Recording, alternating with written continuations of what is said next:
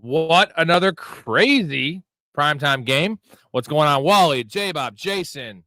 What else we got in here? Wally, J-Bob, Jason. Jason. I see Jason. J-Bob. I'm sure there's others in here. Poker. What's going on, Poker? Blake's in here. What's going on? Dude. Nuts game. These primetime games are good. It was kind of a slow start, and then I don't know. The ending call, Storey. We got Mark in here. Storey should be on here. I think he had to take a dump. He was just in here. He says he's got to do something. I think he's kind of a modest man, so I think he might just be not comfortable telling me he's got to take a shit, which me and my wife are on like full. We have conversations with each other while we're shitting. I'm down to just hang out with her while she shits. I don't care. And, we all know girls' shits smell like flowers, so. Tungus, baby. Tungus. Hit that, and I also got his first touchdown, 20-1. Love that.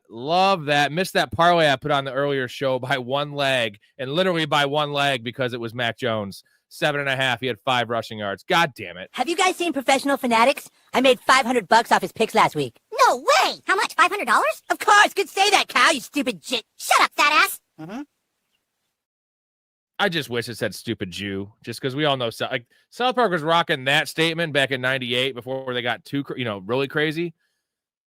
Anyways, we'll get into the whole game, get to your questions. A lot of stuff here. We got Jason McCaffrey cooked me with 28 points. McCaffrey, 30 touches again, 30 touches. And we were talking earlier on the stream. I put it at 25.5 over under touches, and that's just an automatic win, right? What's up, Steve? How you doing? 30 touches, they're literally going to kill CMC, and everyone on the team gets hurt. I've been saying it forever. He's got some kind of voodoo doll, and he is taking all of the health of other Niners players. Their second string quarterback can't stay healthy. I appreciate that, Poker. Yeah, so I'm not worried about the guidelines because I've seen other shows that just, most shows don't, but this show does. And Jew, I just said it. And also, it's not really, it's a, Jewish people. They're very proud people. They're very good people. I have no issues with them. I can say it because, I don't know if you know Seinfeld, when Tim Watley converts to Judaism for the jokes, I could just claim I'm Jewish, and they will never know. How do they know if I'm Jewish? I might be. Anyways, Kendrick Bourne. Oh, wow. I started him in one league. That's not a good percentage out of 25 leagues. I could have started him in more. I have Tolbert in a couple spots, and I wish I had gone that route. He dropped one pass. He had 11 targets, 10 catches, $142 with one drop, and he looks good, man. Demarcus Robinson flopped.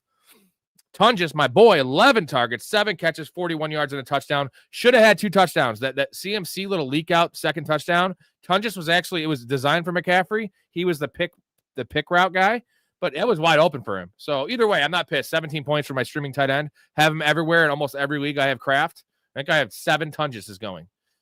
So that's actually really, really, really, really, really good. Steve said I had Rams defense started in 2 of my 3 leagues. Yeah, man. I kept him in the 4 leagues I had him last week. And I did say they were a top 5, top 8 play. I would just much rather have Arizona and the Giants this week. Jew casting, Jew wish casting. Yeah, I don't know what the hell happened there. I mean, this is what I said earlier on the stream. The line was fishy. Always take the points, and I didn't take the points. I don't bet lines. But Kyle Shanahan can do less with more, more with less than anyone in the league. And I don't know what's going on with Brock Purdy. This is damning on Brock Purdy because Mac Jones is playing better. He's not turning the ball over. Brock Purdy is way too aggressive, and Mac Jones did this on one leg, and I know Brock Purdy's also one leg, but he better be careful because I would say if Mac Jones wasn't literally going away in an ambulance after this game, he might take his fucking job because Mac Jones is a first-round pick. Brock Purdy was a 7th-round pick. Yes, they paid Brock Purdy, but the Niners don't give a shit. We've seen this before. They will move off of guys like Trey Lance. They will move off of Alex Smith for Colin Kaepernick. They will do these kind of things, and they want what's best for them to win. So. Yeah, the Giants was weird because in terms of when you're going, depending on your format, they were projected really low, 5 points. And a lot of leagues I had to double check to make sure they were available because they weren't the top 8 free agents available in projected points this week. So really weird. Let's go, Jason. Tell me you added Tungus in there. Tell me you added Tungus.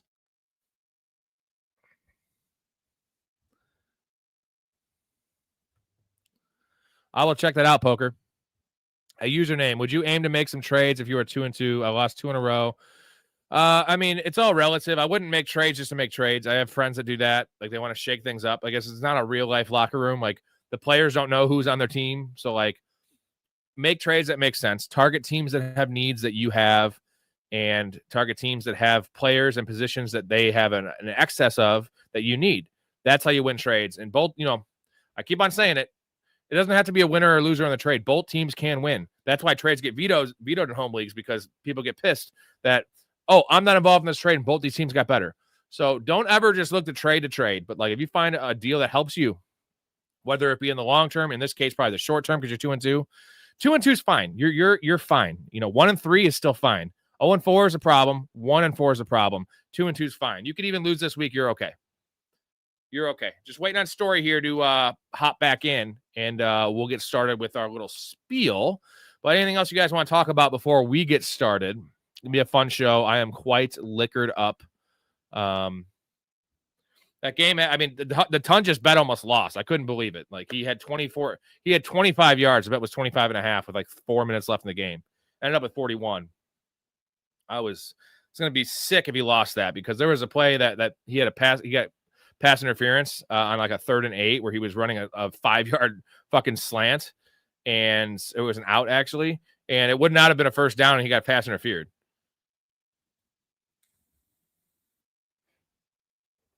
Let's go, baby. I'm on a heater again, man. I'm 1-4 straight bets. So 18-10 now on the season on the show. It's about standard where I've been the last couple of years.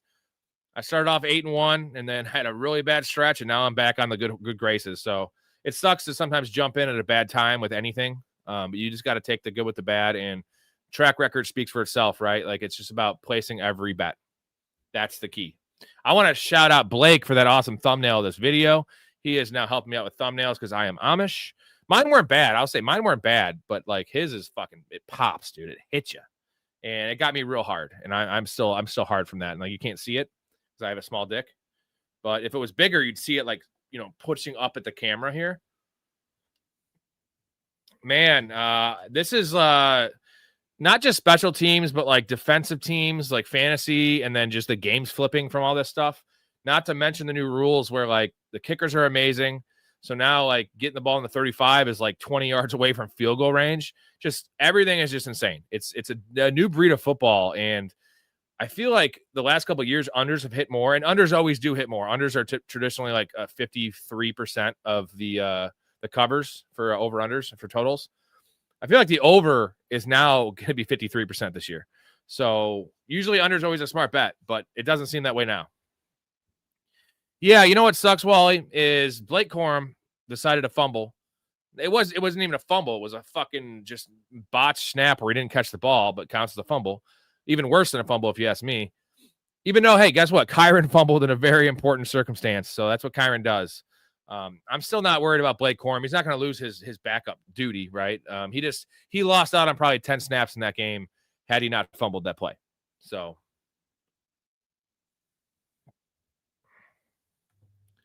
trying to work on this Josh Jacobs and JSN trade still. Give me the details on that, Wally. Oh, hey-o. Argo, I'm eating crow about Bourne. He bailed me out tonight. Reminds me of when Jennings went off against the Rams last year. Yeah, I mean, here's the thing is that we weren't factoring in. Kendrick Bourne had his best season with Mac Jones in New England. So they have some chemistry, not so much on this team. And that was why I always said Bourne over Demarcus Robinson. Not even just that, like that's a kind of tiebreaker, but it was the fact I knew Bourne would play the most snaps, which he did. And I knew he would get the most targets. So like those two things, I want volume. That's what I can predict. I cannot predict players, and Demarcus Robinson's a fine player. He should have had that touchdown if Mac Jones didn't overthrow it in the right side of the end zone there. But Demarcus Robinson ain't great.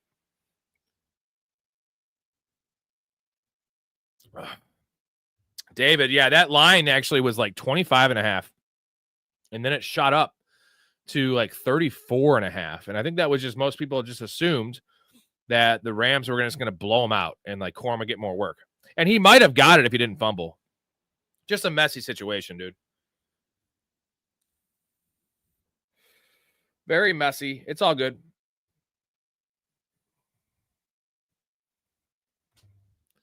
Jennings was a stud. We'll see what this means for Kendrick Bourne, like rest of season, because I think Pearsall, it sucks for me to say because I love Pearsall. This might be a multi-week injury for Pearsall.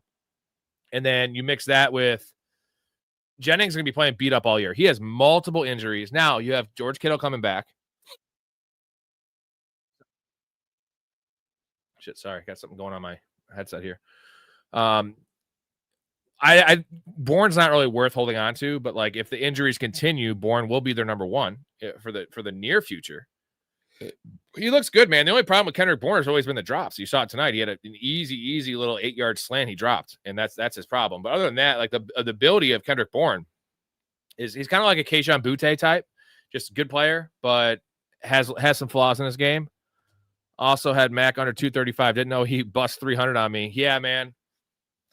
Mac Jones, I got a whole thing coming up with a story about Mac Jones. Good for him, man. The quarterback resurgence we're seeing with these dudes, get them to a better circumstance. Not even talent around them, coaching. Get them to a better coach. And like it's everywhere. And Geno Smith, like now it looks bad, but like Geno Smith, Sam Darnold, Baker Mayfield. Now you got Mac Jones, who, you know, the Niners wanted to draft that year. Like Kyle Shanahan wanted to take Mac Jones over Trey Lance. But the brass in the 49ers were like, we're taking Trey Lance, this fucking project. CMC is the cheat code, man. Like him and Puka Nacua are very unique because they can score 25 to 30 PPR points without scoring a touchdown, which is really hard to do. So I love that personally because when they get a touchdown, it's just icing on the cake. The Mac is fucking back, dude. Yeah, Williams hit his rushing yard number. Williams is fine. He's a sturdy player. That's what I say about him.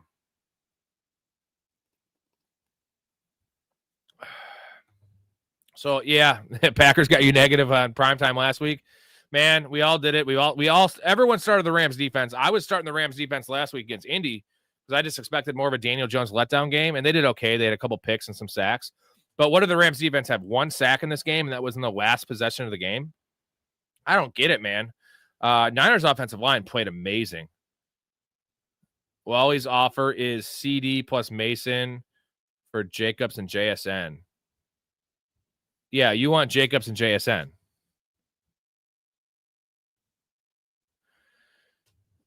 That should get it done because we all want Mason over the Tiny Dancer. So that should get it done. I would try to push it by this weekend because you're trading away CeeDee Lamb, and every week now, if you wait next week, the trade gets better for him because CeeDee Lamb's 1 week closer to coming back.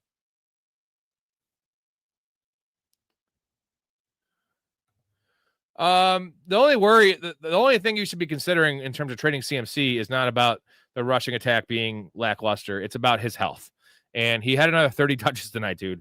It's on track for an all-time number. And that's not named Derrick Henry or Saquon Barkley. And those guys are built differently. CMC is not built like that. So, yeah, I would try to trade him. Trey Lance is on the Chargers. He's the ultimate preseason hero, bro. Always bet his props in preseason because he goes off. He'll throw like 180 yards and have 40 yards of rushing and 3 touchdowns. He killed it this preseason. So, yeah, he's probably only going to be a great preseason guy. Let's see. Do I accept Chase and McBride for Allen, Neighbors, Kraft plus 2 firsts? Chase and McBride, and you're trading Allen, Neighbors, Kraft plus 2 firsts. If you're a win now, fuck yeah, you do. That's Keenan Allen or Josh Allen? It's Josh Allen. If you're trading Josh Allen, Neighbors who's out for the year, Kraft who's amazing, but he's still a tight end, and 2 firsts. You're getting McBride. I'd rather have McBride than Kraft this year, even though I love Kraft. And then you're getting Chase for Neighbors, who's out. So if you think you're confident in winning in Dynasty this year, yes, do that trade. McBride's still super young. He's like 25. I still want McBride over Kraft in Dynasty. It's close. But you're also trading Josh Allen. So I don't know what your quarterback situation is. Give me some more info. Yeah, they are. They are, J-Bob, as of now. And I'm actually one of the few guys that's not too worried about Browning. It's been rough, but we'll see what happens this week. Well, he signed a 2-year, $7 million deal, so I think they'd want to keep him because Brock Purdy's injury prone and not that great, honestly.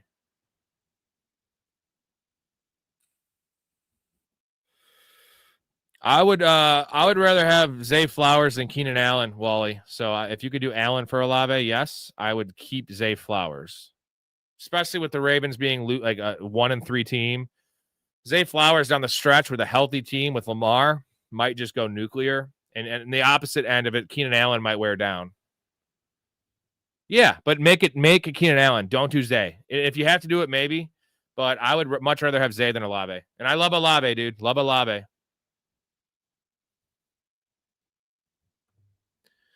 I can get this deal instead. Josh Allen in single quarterback league. I own May. Yeah, get Amon-Ra instead. And that's fine. You have May. It's a dynasty league. That's fine. May's fucking stud in dynasty. Do that. Do Amon-Ra. I mean, it's close because you're in win now. I want Amon-Ra this year over Jamar Chase. For dynasty, for like the future, I'd want Jamar Chase over Amon-Ra. Looking forward to the Bucks and Hawks game this Sunday. Repping the old 76 throwbacks. Ooh. Those are some jerseys right there, bro. I don't know why they don't have those jerseys 8 games a year. I don't know, man. Trey Tucker, I've been off Trey Tucker, like not off him. I just didn't pick him up when everyone else picked him up. I wouldn't even have picked him up without a waiver spot, and everyone else using a waiver spot on him. So, Mouth, are you still talking about Demarcus Robinson? Jesus Christ. Yeah, he had the targets, but Kendrick Bourne had 11 targets and had 142 yards and 10 catches. He's the clear number 1 there. That's exactly what I said. That's what I said. I did start Demarcus Robinson in 1 league, so I should have started him in more. I wasn't that confident. I didn't want to start any of them, really. I wanted to start Jake Tunges, okay? And that looked like the right call because, what was it? 11 targets, 7 catches, 41 yards, and a tutter. Let's go. Do I start Woody Marks or Bowers in the flex this week? I mean, Bowers might not play, bro. Patrick Bowers missed practice today. They're reevaluating him. If they're smart, they sit his ass down. If they're not, even then, I mean, I think Woody Marks, it's tough, dude. It's tough. It'd be hard for me not to start Bowers if he was active, just because where you drafted him and he's Brock Bowers. But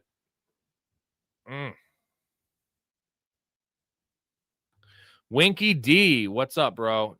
Jordan Mason or ETN this week? In full PPR, I'd probably go ETN as much as I'm a Mason guy. But if it's half PPR or standard, I'm going Mason. You talking about like YouTube members, Jason? Like a membership thing?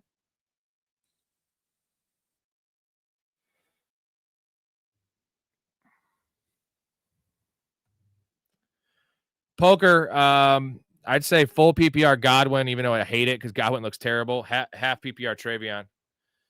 J Bob with the Eagle super chat. I love it. It's a tradition unlike any other on the show. If you want to win your league every year, draft all Eagles players. Yeah. I think except for the receivers. But yeah, do that. And their defense. I think their defense will come into form by the end of the year. It's been rough for fantasy and real life, but they have some young players. I can't think of the rookie linebacker you drafted this year because I'm a little tanked right now. Guy out of Alabama or Georgia, one of the two. That guy's a stud. He'll be back. He's a difference maker, man. Yeah, Jason, I have a Patreon coming here in a day or two. That's going to be the same thing. YouTube takes way too much money of the membership fees. Like Patreon takes 10%. YouTube takes like the same with Super Chat. YouTube takes like 40% of the Super Chat. They take like 50% of the membership fees. So, and I'm not trying to slander YouTube. Again, YouTube's my provider right now. So I love you, YouTube. I love you. But I'd rather Patreon's just better. And I have a lot of awesome features for you guys. Be coming up here in a couple days. I got my tech guy Ben on this one, and a lot of good stuff, a lot of different tiers, chance to play in fantasy leagues with the community, private Discord, guest appearances, free merchandise. There's like I can't even think of them all. There's a fuckload I put in there, so that'd be fun and a way to keep the show going at the rate it's coming now, because it's hard for me to keep up 10 shows a week and not have a job. I might need a job. I don't want a job, though. I'd rather do this because this is more fun. And I love football and other things, too, in the offseason. I missed that comment here. Fields or Knicks full PPR? I mean, the PPR. What's the quarterback scoring? Because if it's 4 for a passing touchdown, give me Fields. 6 for a passing touchdown, I might go Knicks. Tough matchup against the Eagles. I think Fields might be the answer. Knicks is safer. Fields could get benched or concussed. Yeah, I would go. I'm partial to Fields though, but if it's 6 for a passing touchdown, I'm definitely going Knicks.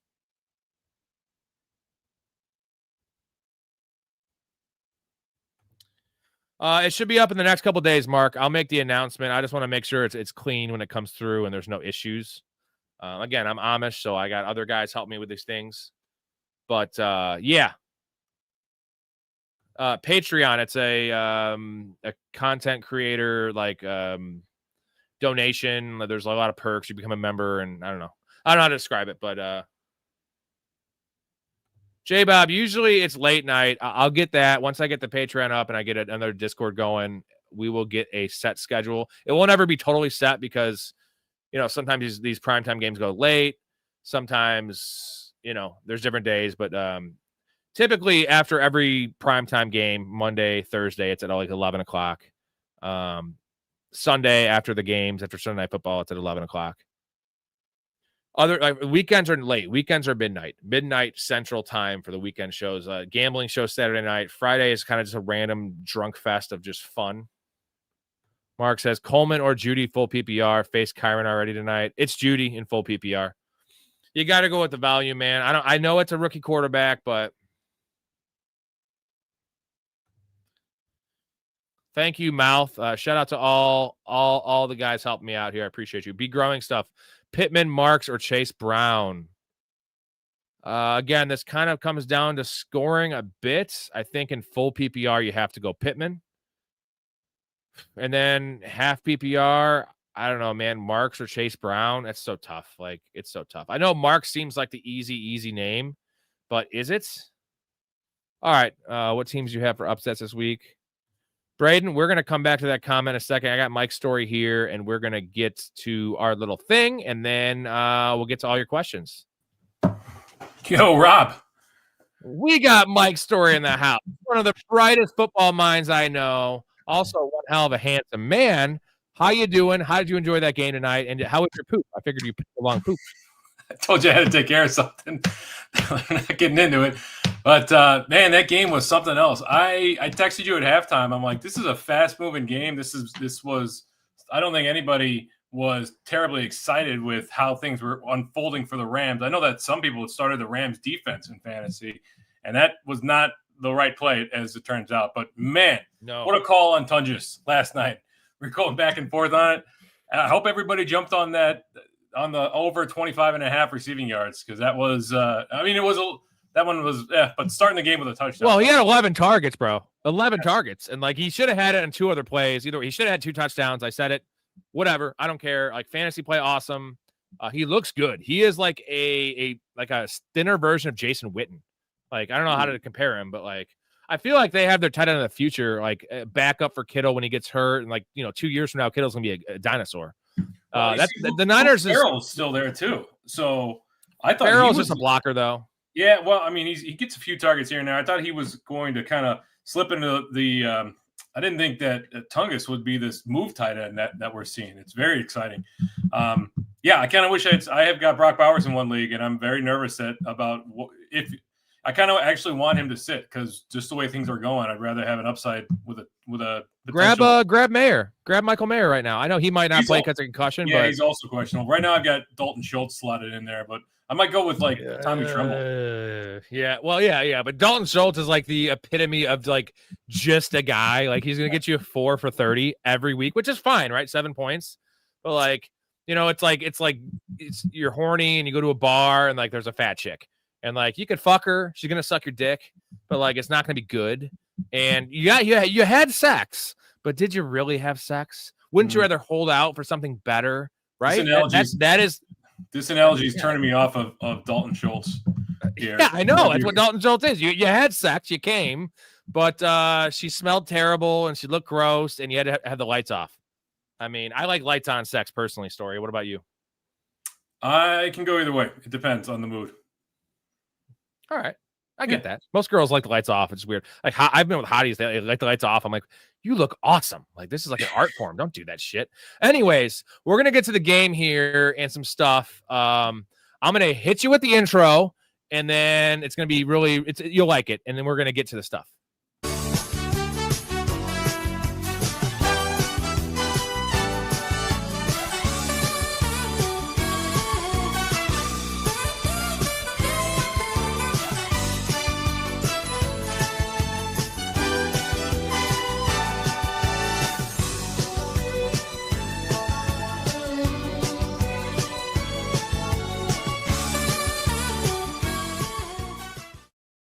Mac Jones. Mac Jones. What a warrior, dude. What a warrior, man. Like, absolutely. Can you believe that, dude? I am impressed. And the 49ers didn't miss a beat. I mean, give Kyle Shanahan credit. Like you can lambast him all you want for in-game and clock management and play calls and that kind of thing. But to get this team ready and up against a division rival when you're both 3-1, I know that it was at home, but still, like to get Mac Jones and then know why Kendrick Bourne out of nowhere, right? An undrafted free agent got signed by the 49ers years ago, and then played for 3 or 4 years with the Patriots, back to the 49ers. Career day for him. It's just I'm impressed. I'm impressed, and I'm the same side. I'm disappointed in the Rams. Like what a letdown game for them. Except if you have Puka or Kyren. Or Matthew Stafford in fantasy. So fantasy-wise, it was good for everybody on the Rams, except for Blake Corum. The thing is, on the stream, a lot of guys were like, yeah, the Rams are going to like destroy everyone. The best defensive start this week. And I did start them in 4 weeks defensively, but other teams that I like weren't available, as in like the Giants and the Cardinals and the Chiefs. Cleveland. So I just Cleveland was one of them. And I just said, I had them as like a top 5, top 8 play. And I didn't see this coming. But I mean, Mac Jones, just the guy, you saw he had a forearm injury. He had multiple, came in with a knee injury and then injured it twice. And then he was like coughing up blood. Like, the dude, like he would have came back out there is the crazy thing. That dude would have come back out there.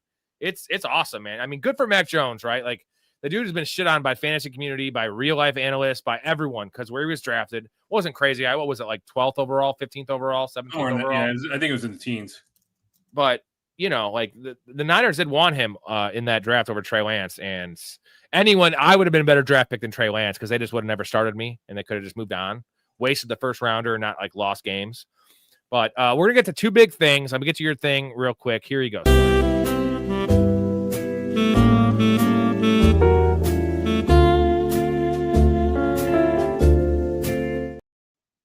What is your big thing story from this game takeaway? Yeah, Kyren Williams is still that guy at Los Angeles. So everybody was ready to dump on him after a couple of weeks of Blake Corum eating into his share. But when push came to shove and this game was on the line, where did they go after the fumble? Who was on the field after that fumble? It was Kyren Williams. Sean McVay went right back to him until further notice. And I don't just mean 1 or 2 games where Blake Corum gets a few carries here and there. This is Kyren Williams' backfield. So Blake Corum is a great stash. He's a high upside handcuff, but you cannot plan on starting Blake Corum anytime in the near future. Again, no. People for whatever reason, Kyren is disliked or he's at least disrespected in the fantasy community. So people are looking for a reason to hype up Blake Corum, but the bottom line is like Kyren is you're happy if you have Kyren Williams on your roster. I'm one of those people that still think Blake Corum's has more juice. Maybe not a better player at this point of his career, but has more juice. I'm not worried about Corum in terms of his handcuff like role. That's still set in stone. 1 fumble because you just saw Kyren has fumble issues. So in terms of like usability week to week, yes, it's not going to be there. And it was trending that way for a little bit. Not so much last week. Definitely not this week. It might have gone the other way had he not fumbled. We would have, we don't know. I think it would have on a short week. But regardless, like I wasn't excited about starting Corum anywhere as a guy that has 16 Corum shares. He's just sitting on my bench, marinating, waiting for Kyren to get hurt. Don't want to root for it. I don't root for injuries, but they're going to find every running back, right? Especially a small guy like Kyren. And now, the thing is, now it's better because if they start giving Kyren back to his 85% snap share, 90% snap share, now we're more likely for a Kyren injury.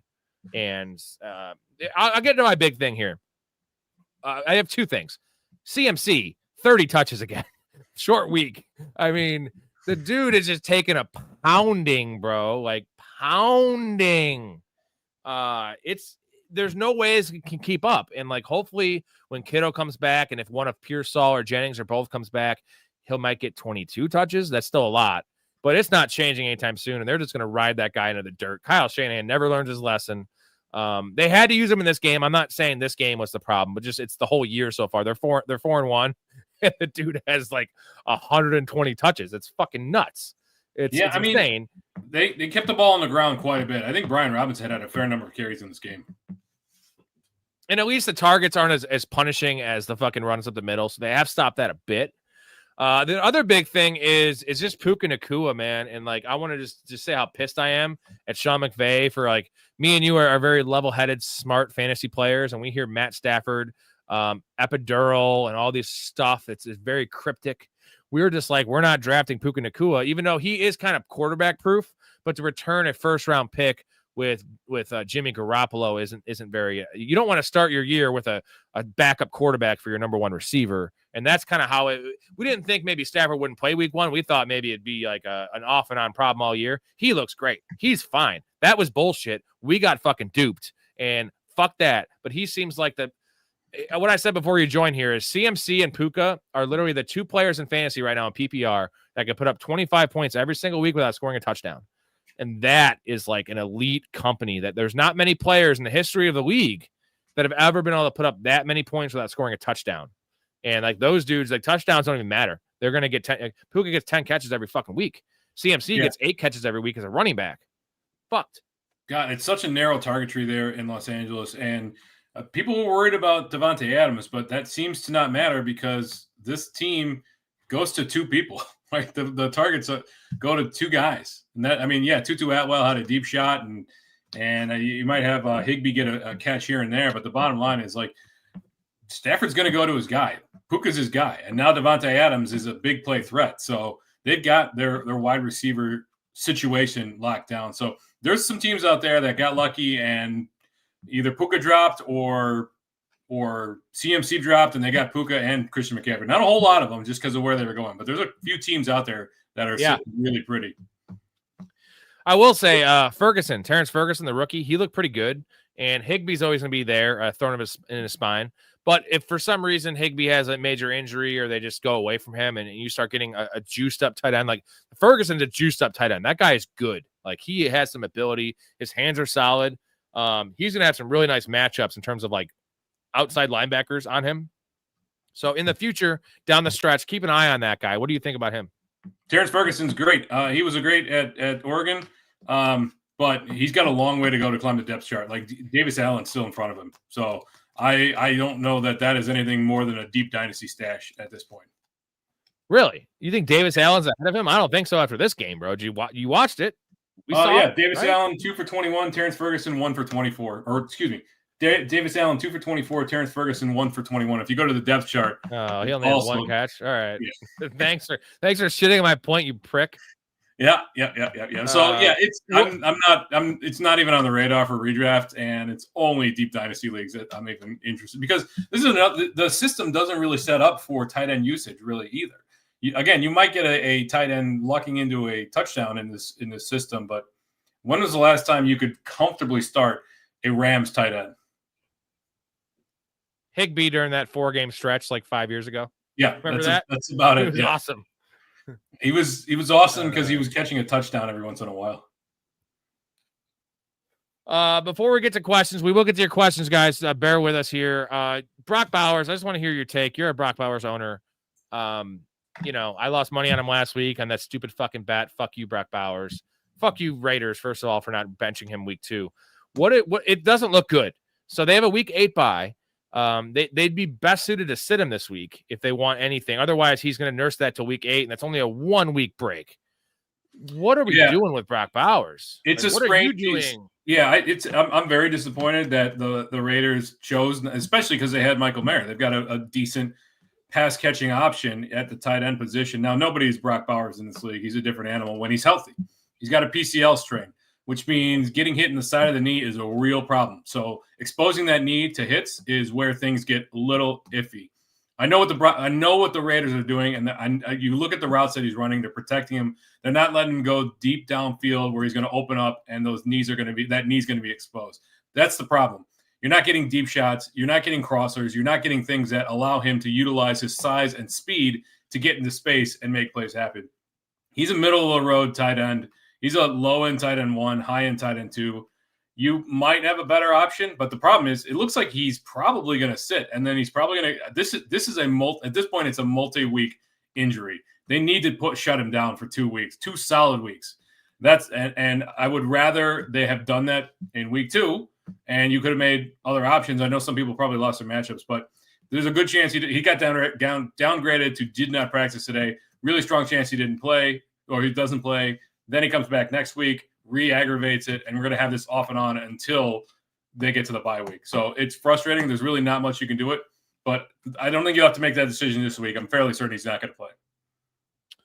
Yeah, it sucks, man. It's just that's the risk of I didn't like him even when he was healthy at that price. I much preferred McBride 10 picks later in the mid-third.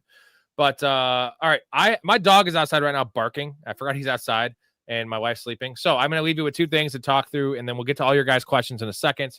Panic meter, these 2 guys, AJ Brown and Lad McConkey. Also, Quentin Johnson, you weren't on the stream.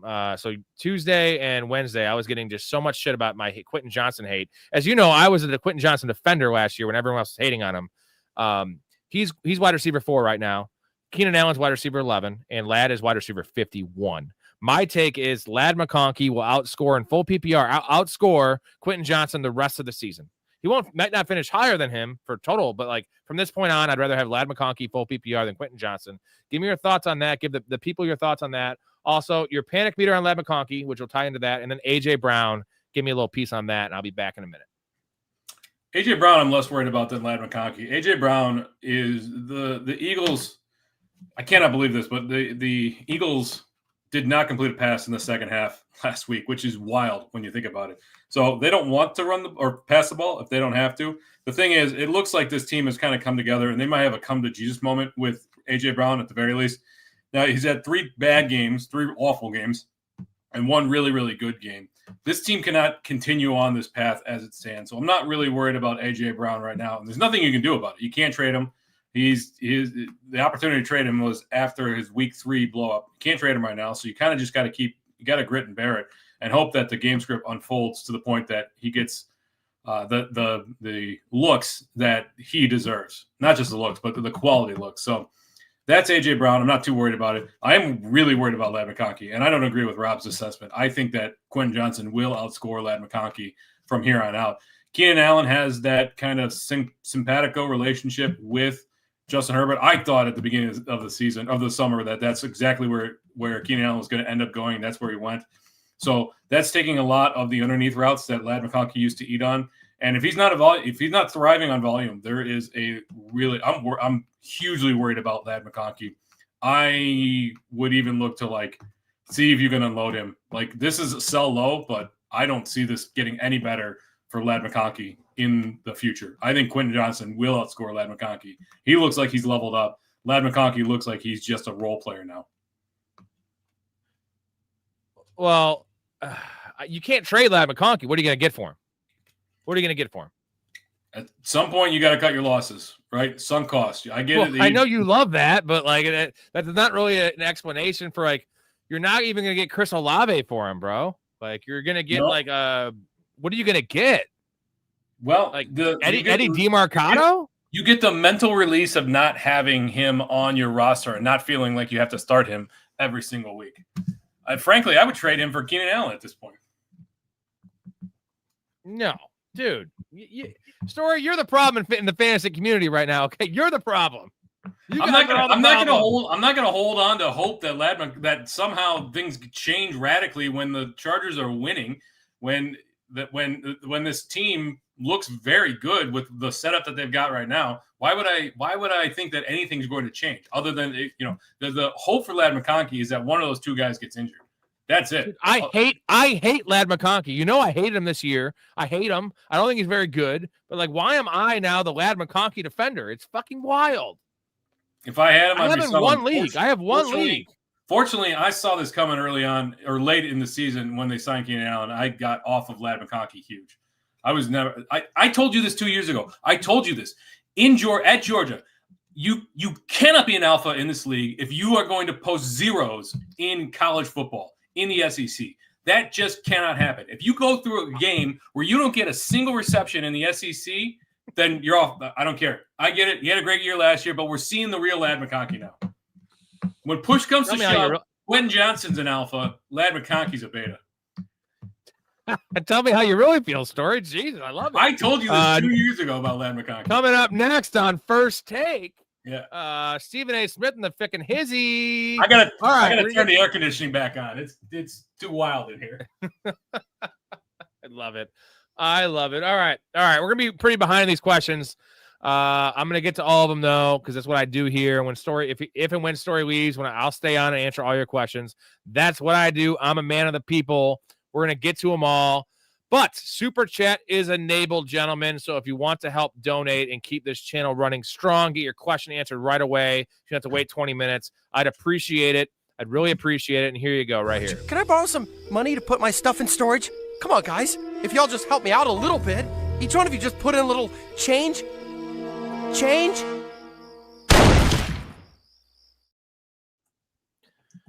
You don't get any ad reads in this channel. You don't get any of that. I'm monetized. I'm not going to ever want YouTube to pay me for those the video views because it's bad for you. Got your experience, right?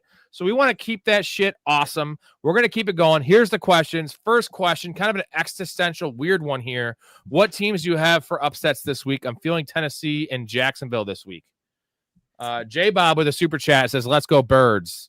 I love it. This guy just donates to promote the Eagles. I appreciate you, bro. I will promote I'll be the number one fucking Eagles fan in the world, dude. Let me sidebar for a second here. I don't understand. For some reason, my wife is an Eagles fan now. This happened like last year sometime, and all of a sudden, she's walking around the house on Sunday saying, "Fly, Eagles!" Fly. And I'm like, "What the hell is going on?" This is a Bears family. Anyway, upsets. I could see. I mean, the Broncos. I could see them upsetting the Eagles if the Broncos come out strong. That's an upset right there.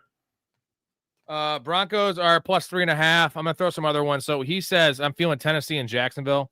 Jacksonville is against the Chiefs. I don't know about that one. Tennessee they're against the Giants or the Cardinals. Cardinals. They are 7.5 point underdogs. Yeah, that's Kyler Murray. Let me toss out a couple more to you. What do you got? You know what? Real quick on that Titans Cardinals. If you want a narrative about why the Titans will beat the Cardinals, you know what just launched today? Call of Duty Black Ops 7, the beta version. That's the Kyler one, man. He's playing that shit all night. That's it, man. You think the Raiders have any chance to beat the Colts? Raiders at Colts. Yeah, I do. Every team has a down game every once in a while. I think Daniel Jones has settled into a routine. I don't think he's going to turn back into a pumpkin, but he's not going to be as prolific as he was the first 3 weeks of the season. So if Geno can kind of right the ship a little bit, kind of dial up the accuracy, then the Raiders have what it takes to overcome the Colts, because the Colts are a very good team. The defense is very good, but they're not a world-beating team. I got two more for you. Bengals at home plus 10.5 against the Lions. So out of principle, I've got to take the 10.5 spread. No, I'm talking about winning the game. Oh no, not a shot in hell. No chance. What's the actual chance? You can't say no shot because everyone said the Niners had no shot tonight. So what's the actual percentage that they could win this game? First of all, 10% chance. Yeah, I guess that's reasonable. 10% chance. But I'm going to go 15%. I think there's a chance. Well, I mean, my philosophy is anytime in the NFL there's a home dog getting double digits, I'm going to take that because you just have to. I'm also starting Jake Browning and Where It's At, our league that we're in together story. I don't know if you saw that. I lost Burrow. I've been holding on to Browning. I didn't start Browning the first 2 weeks. So I knew what was going to happen. I'm starting him this week. I know it's probably dumb. And then what about the Patriots? Plus 8 on the road in Buffalo. Yeah, division game. That one makes sense, right? Yeah. Not Mac Jones. What the hell is his name? Drake May. You know what Mac Jones' real name is? What? No, hold on. Russell Crowe. No. Well, I saw it. His name is Michael McCorkle Jones. That's why he's called Mac. Ew. Yeah. Gross. Anyway, Drake May. Yeah, he's playing very, very well. Stephon Diggs. That was a bit of a coming out party. If Bravel would get off his rookies need to earn their stripes mentality and actually play Travion Henderson, they get a shot to beat the Bills. I think so. Ari says, can I drop Burrow at this point? Yeah, I wanted to hold on to him. I had 5 shares of Burrow. With all the injuries that have happened, now bye weeks are coming up, and the Bengals looking like complete garbage, regardless of what I just said. If they're have a losing record and have no shot at the playoffs, like they're not bringing him back. And that's if he can even come back. We don't even know that yet. So there's 2 things working against Burrow coming back. And with you need a roster spot, you got to drop him. Story? Drop him. There's no reason to hold on to a guy for 4 weeks, let alone for 8 weeks. It says Story is the Mark Cabali of fantasy, brother. Who's Mark Cabali? I don't know. I'm going to Google it. Well, it's probably, I'm guessing it's very good because you're the shit. Mark Cabali. You're the shit. Oh, man. Sports journalist. I don't know. He's a sports journalist with 20 years of experience covering the Steelers. Huh. Okay. Never heard of this guy. Right, good guy. He's a big guy. He's a big guy. So I hope it's. Well, he wasn't talking about your body type. I hope it's the takes and not the. Not the stature. Yeah, are you fat shaming? Are you fat shaming, Story? Don't fat shame. Absolutely not. Absolutely not. I'm comfortable with anybody. We're 20 minutes behind the chat, but I was talking about the analogy of you were talking about Dalton Schultz, my fat girl at the bar analogy. Jason said it was shout out to Jason. It was birthday last night. Well, birthday today, but he was on last night. Was going about midnight. So his birthday was about an hour away. He said, happened to me last night for my birthday. Not proud of it. Hey man, it's your birthday. Bang a fatty, bro. Like that's I want a bumper sticker like that. Like it's my birthday, I get to bang fatties. Wally says, does Rob have Twitter? I do have Twitter. I don't use it much. I'm going to start using it more. It's at Professional Fanatics, I believe. You can probably find it. But we'll figure that out when the day comes. Let's see. Jason says Bowers was my 2nd round pick. Neighbors was my 1st, and backup tight end is Freiermuth. He hasn't done it. Well, Freiermuth, we talked about this the other day. Darnell Washington played 81% of the snaps. He was out there a lot. And then Johnny played 45. Freiermuth played like 20% of the snaps. Like he is just an afterthought. 0 targets. Like he is just done. They paid Pat Freiermuth. What are they doing in Pittsburgh, Story? Coaches make dumb decisions all the time. Fat Freiermuth. Now I got fat on the brain. Pat Freiermuth is a good blocker, really good down the field. They paid him, but it's Arthur Smith. That guy is unpredictable. That guy, I'm convinced that he makes dumb decisions strictly to troll, not just fantasy gamers, but the sports community in general. But I mean, look at what the Bears did with Cole Kmet. Bears paid Cole Kmet a ton of money and immediately turned around and drafted Colson Loveland at 10 overall in this year's draft. So. That's because they knew Colson Loveland was a bust, and he is a bust. Cliff says, evening, fellas. A.J. Brown or Kenneth Walker, full PPR? Kenneth Walker. I'm going A.J. Brown, bro. Come on. You know who Kenneth Walker is?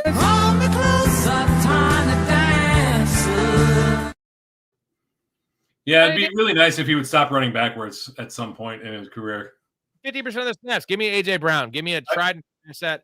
I found your Twitter, by the way. I found the Professional Fanatics Twitter. It's you're gonna have to change this handle because it's at Robert635-65008. You're gonna have to change that. No, I have 2 of them. That's probably the other one. Oh, okay. But you found it, so yeah. Alex says, with Irving most likely to be out, would you rather start DeMarcado or Travion Henderson full half PPR? It's Travion Henderson for me. We don't know the Michael Carter split. We don't know that yet. Okay, also, the running game has been terrible. Let's talk about that for a second. I agree that the running game has been terrible. By the way, this is a gift card, not a credit card. So in case anybody's screenshotting, you're not getting my credit card information. So it seems that the consensus is that Michael Carter is going to be the lead back for the Cardinals. And I find that hard to believe. I find it hard to believe that the guy that is smaller than Emari DeMarcado, the guy who's been on the practice squad, the guy who's slower, is going to lead this backfield. But you listen to the fantasy pundits online, and everyone's saying, Michael Carter, even though DeMarcado's listed first, they split first-team reps. Like, why is everybody so enamored with Michael Carter? I think the belief is that DeMarcado sticks to his role and Michael Carter slides into that number 1 role. And it's weird because I do believe Michael Carter was a North Carolina guy. He was the backup for Javonte Williams, right? Yeah. You like how I know that story? I'm not even a college guy. Just Yeah, toot my own horn a little bit. Apparently, I am a college guy. Anyways, Michael Carter's not a 3-down back. He's not even an early down back. He's not a short yardage back. I think it's a 50-50 split. So in that case, I'm going to take TreVeyon Henderson in a game that they better use him. They need him against the Bills. They need him. Yeah, I mean, I'm still taking TreVeyon Henderson, but DeMarcado seems like the better play in that. If you got to make a decision, I think DeMarcado is a better play than Michael Carter. But why are we so convinced that DeMarcado is going to maintain this same role when everybody thought that DeMarcado would maintain the same role or when Trey Benson took over? Like they flip-flopped roles. So I don't think we can get in the head of that Cardinals coaching staff realistically. Yeah. Like, who is the Cardinals coach? What's his name? I don't even know his name. He's a clown. I knew you were going to ask me. He's a fucking clown. I don't even want to know his name. He sucks. Guy sucks. Right? Jonathan Gannon. Yeah, that guy sucks. Jonathan Gannon. Yeah. What's that guy's deal, man? Literally, I wish I had the Step Brothers clip where he's talking. He's like, what's this guy's deal? Like, is he retarded or something? I mean, it's really bad. I'm sorry. I'm going TreVeyon Henderson. Is that too crazy to think, or am I? I agree with you. You need to give this backfield a week to settle out. Plus, the run game has not been good since Connor went down. So I know it's only been 2 weeks, but yeah, I would go TreVeyon Henderson as well. He saw an uptick in usage last week, so I think you can hope that he stumbles into the end zone. This one's rough from Argo. I do feel you, but need to start either Wentz or Gabriel for a super flex guillotine, and that really matters because if you lose, you out, bro. And I gotta play this right here between those two names. Why would it be between those two names? I was between that and Muhammad. Why the fuck would it be between that and Muhammad? Why don't you just pick a common name like a normal person? Muhammad is the most commonly used name on earth. Read a fucking book for one. Carson Wentz, the most commonly started quarterback on earth. Read a book for once. I love that. It's Carson Wentz. I mean, is it Gabriel? I don't know. It's not Dylan Gabriel. I mean, it's absolutely not. Wentz has the fucking Browns. Like, it's so tough. Yeah. No. Wentz. They're in the same game. Oh yeah, he does. Yeah, you're right. Yeah, same game. That's the crazy. It's the same game.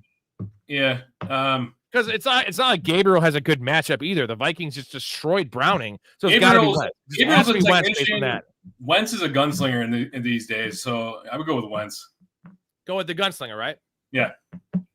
All right. That's rough, man. Ronaldo, Rincon, Io Manor, Bond, or Ridley.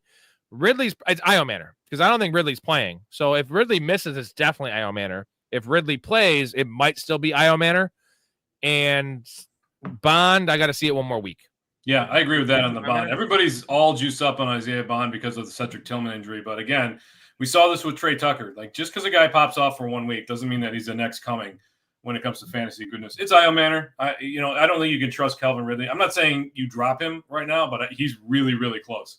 I don't blame him if he doesn't play, but if he plays, if he doesn't have a tag going into the weekend, and he plays and he puts up a stinker, I think kick him to the curb. So Io Manor.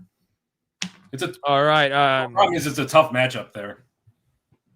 Yeah, I mean they're all tough matchups. Even Bond has a tough matchup. Yeah. We're 13 minutes behind the chat. Bear with us in these answers, gentlemen. We will get to all of them as best as we can. Jason says Godwin for Ladd in terms of a trade. I want Ladd over Godwin all fucking day and twice on Sunday. Story, you're probably gonna say Godwin. It's Godwin. Look at the targets, dude, man. Did you watch the game last week? Yeah, the dude's still getting his sea legs under him. I don't Bro, blame him. He is literally on the casting bill for the next Pirates of the Caribbean movie. The guy's got a peg leg. It's fucking rough. 10 targets. 10 targets. Like, Pirates don't get 10 targets, man. Like, okay, well, yeah, that's a good call. I guess chase the volume there, but he's bad. Let's Amir says Conkey 6 targets, 1 reception last week. I'm just give Godwin a couple of weeks to get back up to speed and should be a better producer for you. It's Ladd McConkey. Do not listen to Story. And here's the beauty of this show and me and Story is that like we don't just agree with each other on everything, and we give you our actual feelings and actual takes and what we do with our actual money. We're both degenerate gamblers and fantasy players. That's what we do. That's why we have the show. He's handsome. I have the knowledge, right? I can go through a bunch of other stuff, but anyways, Amir seeks truth. 4 weeks of evidence makes it clear QJ is that dude, man. Third-year breakout is happening, and he just got 13 targets. Yeah, I've seen this before, though, and I'm just not – he's not a wide receiver 1. He's right now currently wide receiver 4 overall. He's not a top 12 receiver going forward. I don't think so. You think he's top 12, Corey? Top 18, I think so. I mean, at the very least, he's a startable wide receiver 2 every single week. But we're getting to the point in the season where we've got a big enough sample size that we know how these teams want to run it. Yeah, losing both tackles hurts, though. That's what no one's talking about. Like, they're not going to be able to throw the ball downfield if you have no tackles. And not just 2 tackles, 2 of the best tackles in the NFL. Joe Alt's a fucking shit. He gone for like 3 weeks. Alex says, start 2. Myers, Johnston, Ladd, half PPR. I know the story is saying Johnston. It's Johnston and Myers for me. Oh, shit. I'm going to go Ladd and Myers. I'm kidding. It's Johnston, and I think I'm going Johnston and Ladd. On the same. No, I guess if Brock Bowers sits, it's Myers for sure. Okay. Well, So, yeah, that's probably. I just don't want to bench Ladd. I'm not benching Ladd, and he's going to come out and have 8 for 85 and a touchdown, man. Not doing it. Maybe. Yeah. I don't think there's anything that could make me start Ladd over Jacoby Myers at this point. Another Ronaldo comment. Bo Nix, Tua, or Darnold?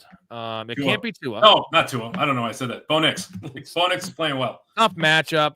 Darnold has a good matchup against Tampa because you can't run against Darnold's Tampa. been playing well. You're right. Darnold is probably – it's closer between Bo Nix and Darnold than I initially thought, but I'm still going to give Nix the lean there because of the run. Better player, better offense. Bryce says, shit, half the time I don't have questions and enjoy seeing the questions and combos that follow it. Tonight I do have questions, though. Bring it to us, man. Sorry we're delayed, but we will get to all of them. Adrian Beater. Bryce Carter, is he related to Michael Carter? Can you give us some insight as to the Cardinals running backs? He might. We have Adrian Peterson with a question. I play this every time he makes a comment. Jeez, Peter, you're more excited than Adrian Peterson at an arboretum. Daddy, what kind of tree is that? Man, I want to beat you with so many things around here. Would you trade Bucky and Ladd for CD and AJ Brown? He has CMC, Hampton, Brees, and Scat. Do it. Get him off. Get him off your roster. That Bucky, I would do that. Going to linger. I'm really upset because I got Bucky all over the place, but that foot injury is going to linger.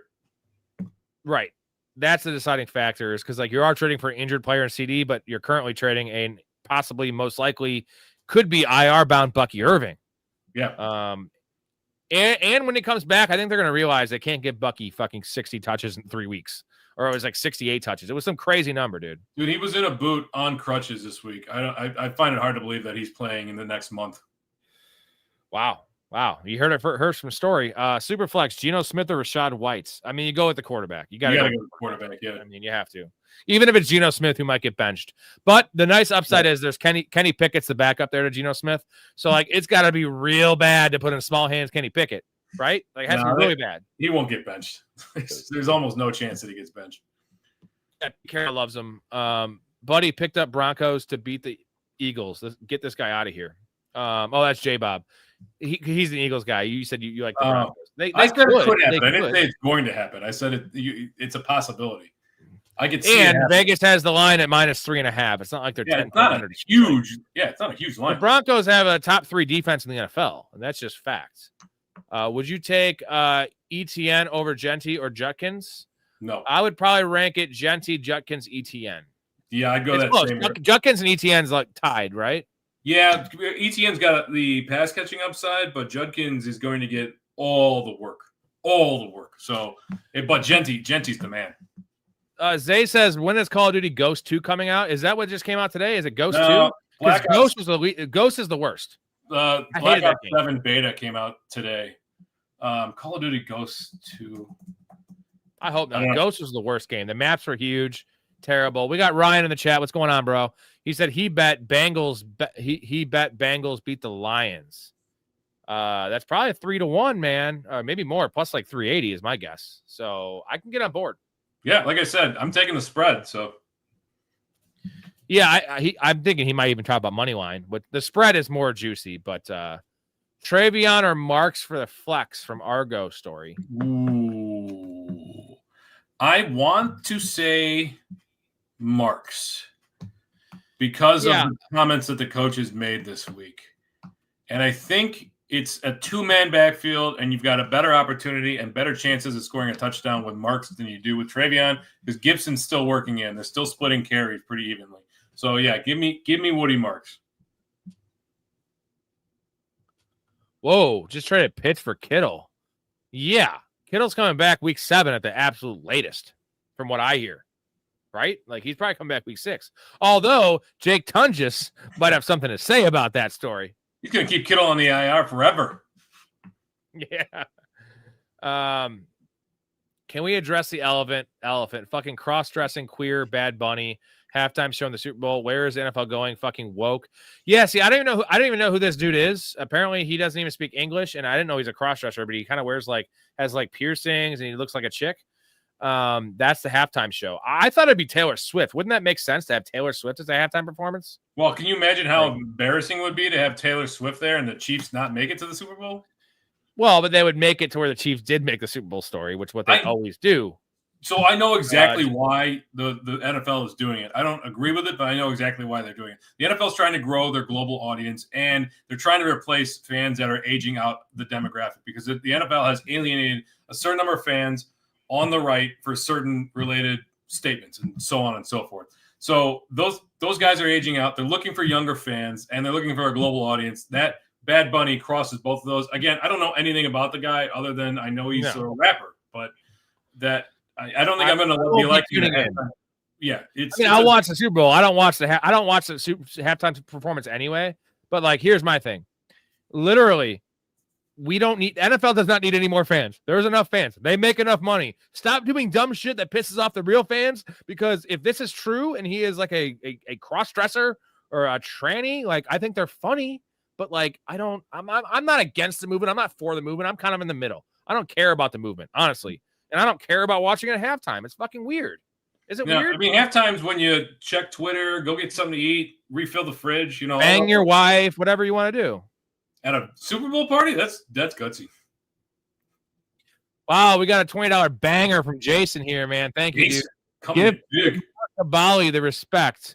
Won a signed Pat Fryermuth Penn State helmet and had him and Chris Mack sign it next to my Baker Bucks helmet. Shout out to Kabali and Mac. That's awesome. That's awesome. Sweet.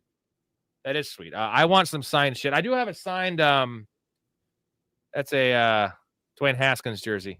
You know what? I've got a football that was signed by Johnny Knox. Remember him? Oh, he got crunched in half, right? Yeah, remember that play? It was signed by Charles Tillman, Matt Forte, Johnny Knox. I went to one of those Bears fundraisers. Jason, thank you, dude. I appreciate you, man. You're the man. I appreciate that. Jason is the man. You are the man. So where are we at now? Sorry, I missed the chat here a little bit. This is the one we're talking about, the elephant room, about the woke NFL. This guy's slandering AJ Brown now. Unforgettable. You were slandering AJ Brown story? I said that I'm less worried about AJ Brown than I am about Ladd McConkey. I think that AJ Brown, I think that team's going to have a come to Jesus moment about how they're utilizing their stars. AJ Brown he's not going to be where you drafted him, but he's going to be a much better play than Ladd McConkey going forward. I don't think I was slandering him. We got Woody Marks, Tony Pollard, or either Cards back up for RB2, and a little bit of situation this week. I think it's Tony Pollard this week. I know I've been saying it. The 92% snap share speaks for itself. Woody Marks we don't know. It might still be 50-50 this week for Nick Chubb. I don't think it's likely, but Nick Chubb is still Nick Chubb. Short yardage usage. He did get the Woody Marks got the goal line carry at the end of the game, but Nick Chubb's still going to be involved. There's no one involved there in Tennessee. Yeah. And you don't want a Cardinals backup over Tony Pollard. So I rank it Tony Pollard, Woody Marks, and then Cardinals backups. I'm the same way. As bad as that Tennessee offense is, running back is a volume game. You've got another 1 or 2 weeks, probably 2 or 3 weeks actually, without Tajay Spears there. They desperately need his speed. They need a spark in that offense. They desperately need Tajay Spears, but they're slow playing his return. Shout out to Elite. What's going on, bro? Thanks for joining us. Braden says, does this season feel all fucky? For whatever reason, I feel like I have a little more whiplash in the last couple of years. Yes, because last year was notoriously, especially for running backs, nobody got hurt. All the quarterbacks stayed upright. There wasn't a lot of major injuries to wide receivers. And the quarterback injuries tend to trickle down with what we see with the Bengals and, Brock Purdy and some of these other Lamar now. it trickles down to the pass catchers and the running backs, right? So now we not only have running back injuries going rampant, we have elite wide receivers out for the year.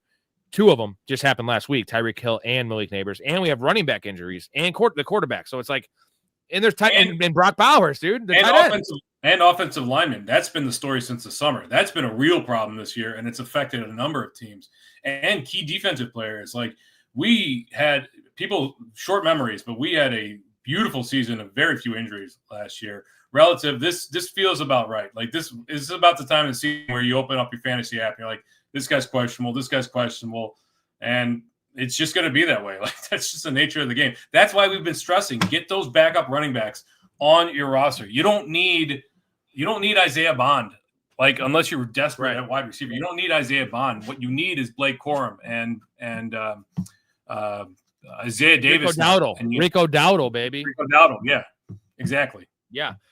Elite just made a blockbuster trade, traded away DK, QJ, and DeMarcado for Jamar and Chase Brown, 8-man league, full PPR.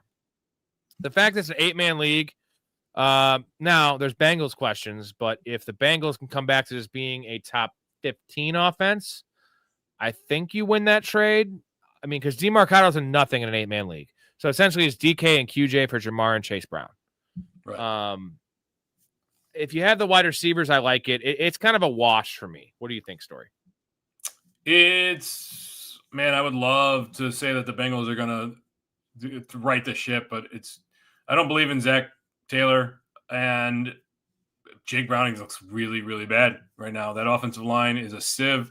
It could be great. I mean, things could turn around, and you could be swimming in a couple of weeks.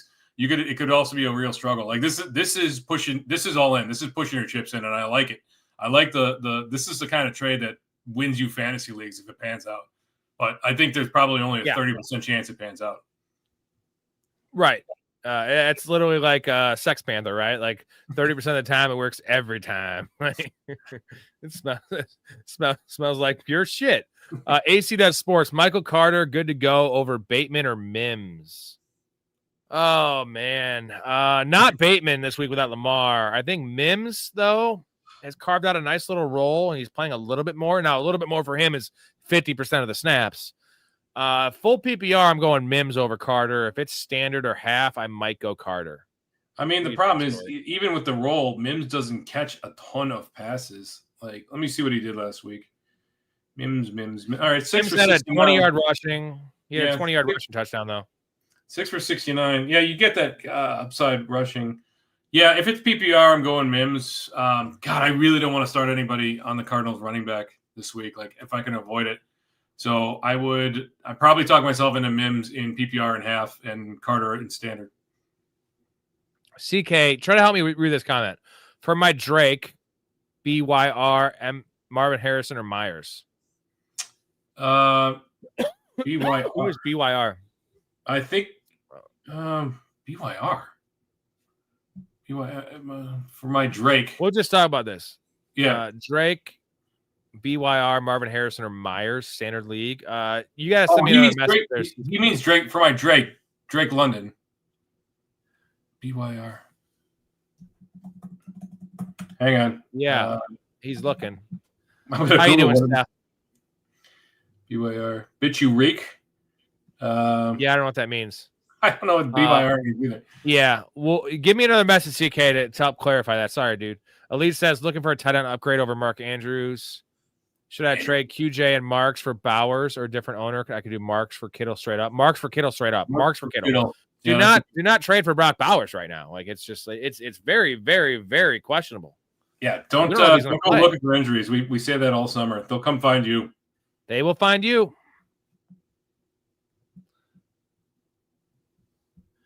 Losing both tackles makes Ladd into a man because I think Turbert has thrown short to mid now. Yeah, see, that's kind of what I've been saying. Thank you, Mouth, for backing up. We got Braden with a super chat. I got to get to that. Then I will get to the rest of the comments. Appreciate you, Braden. Thanks for the entertainment, fellas. You know it, bro. 7 days a week. Awesome guest. How great a story, by the way. This guy's a G. He makes me seem even better. I like to just host. Let me host, and I'll be funny. I'll also add some nice information. You know, I'll take my shirt off. All those things. Clips.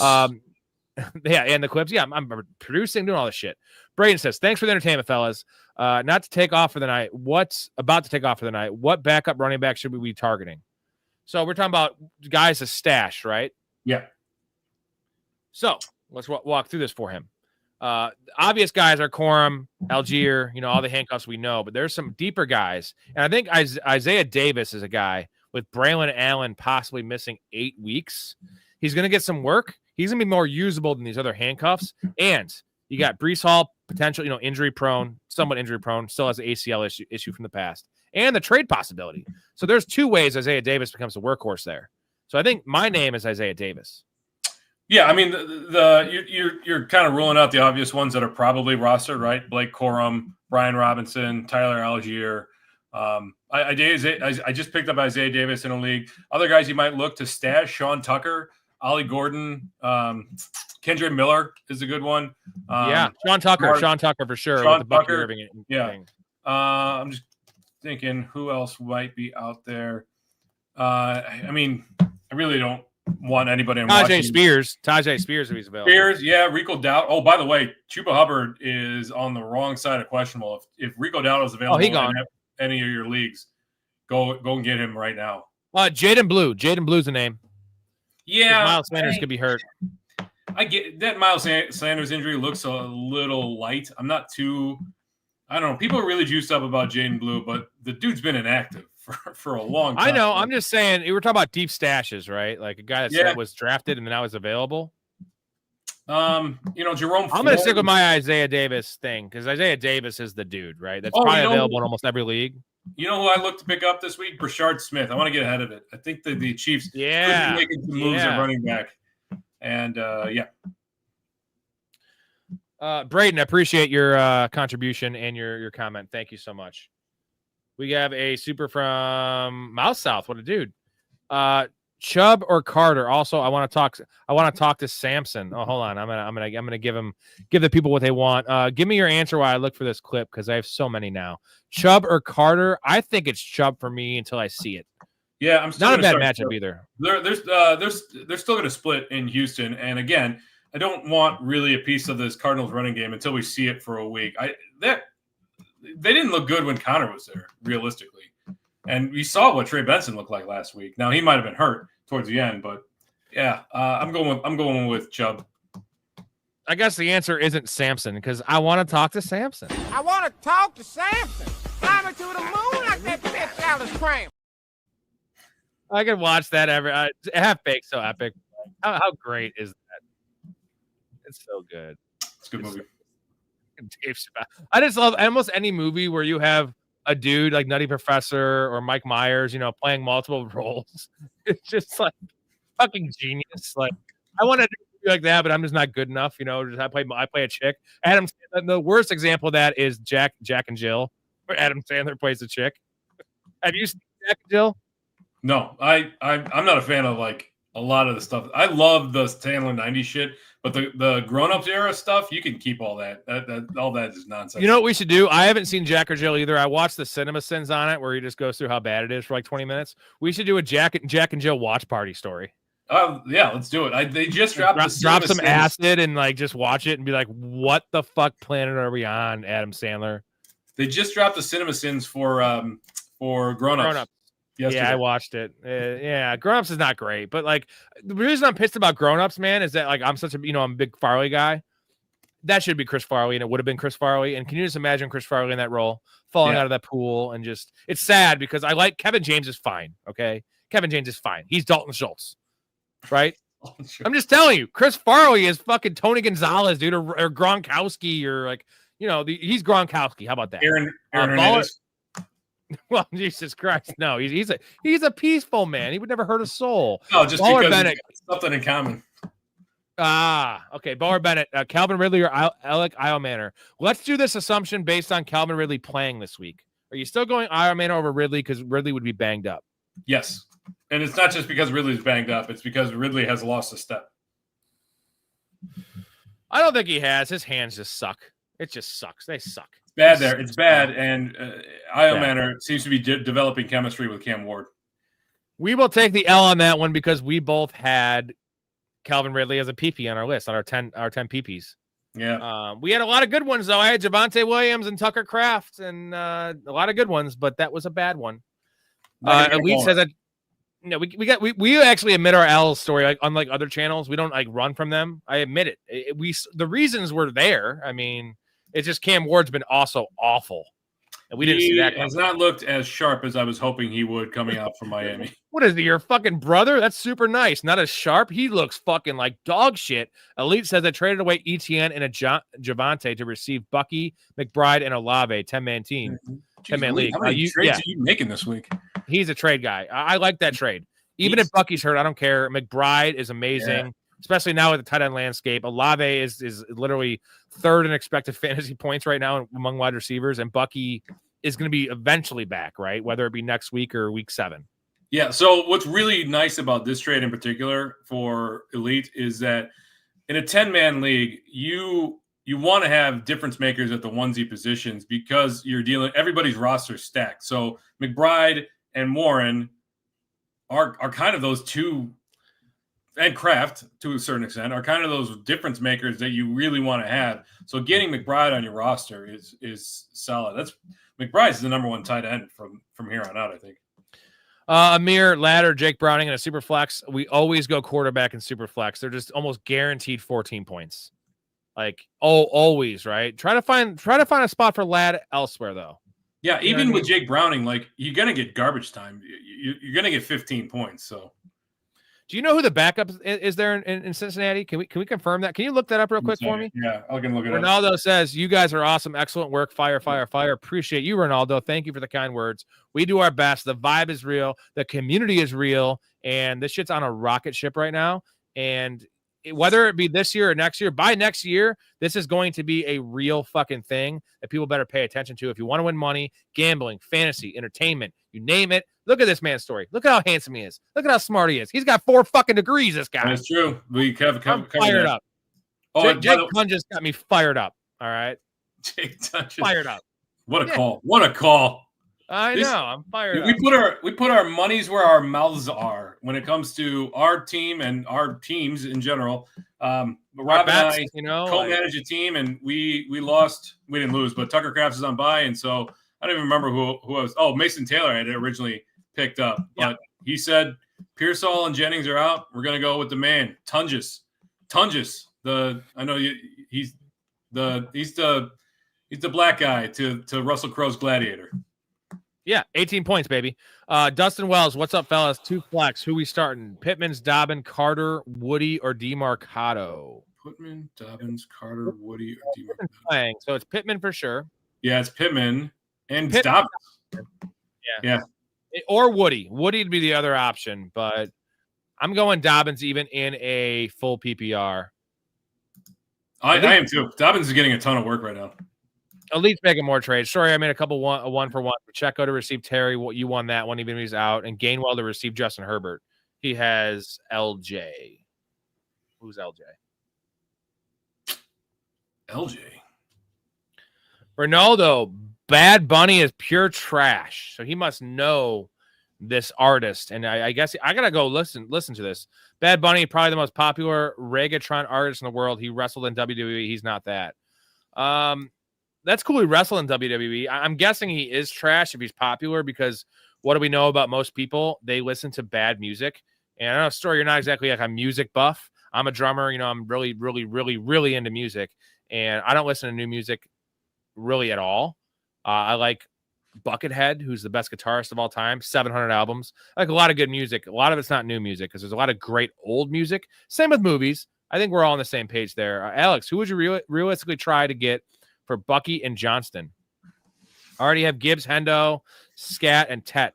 Pickens, Ladd, and Myers. Like as a package or individually? Yeah. Here's the problem is I wouldn't trade Bucky right now because people are going to be scared off of the injury. So trade Quentin Johnston right now. He has Gibbs, Hendo, Stat, Tet, Pickens, Ladd, and Myers. So he probably needs running backs more than receivers. So trade Johnston and trade a running back. Trade Scat. Johnston and Scat and try to get yourself a fucking blue chipper in a 12-team half PPR.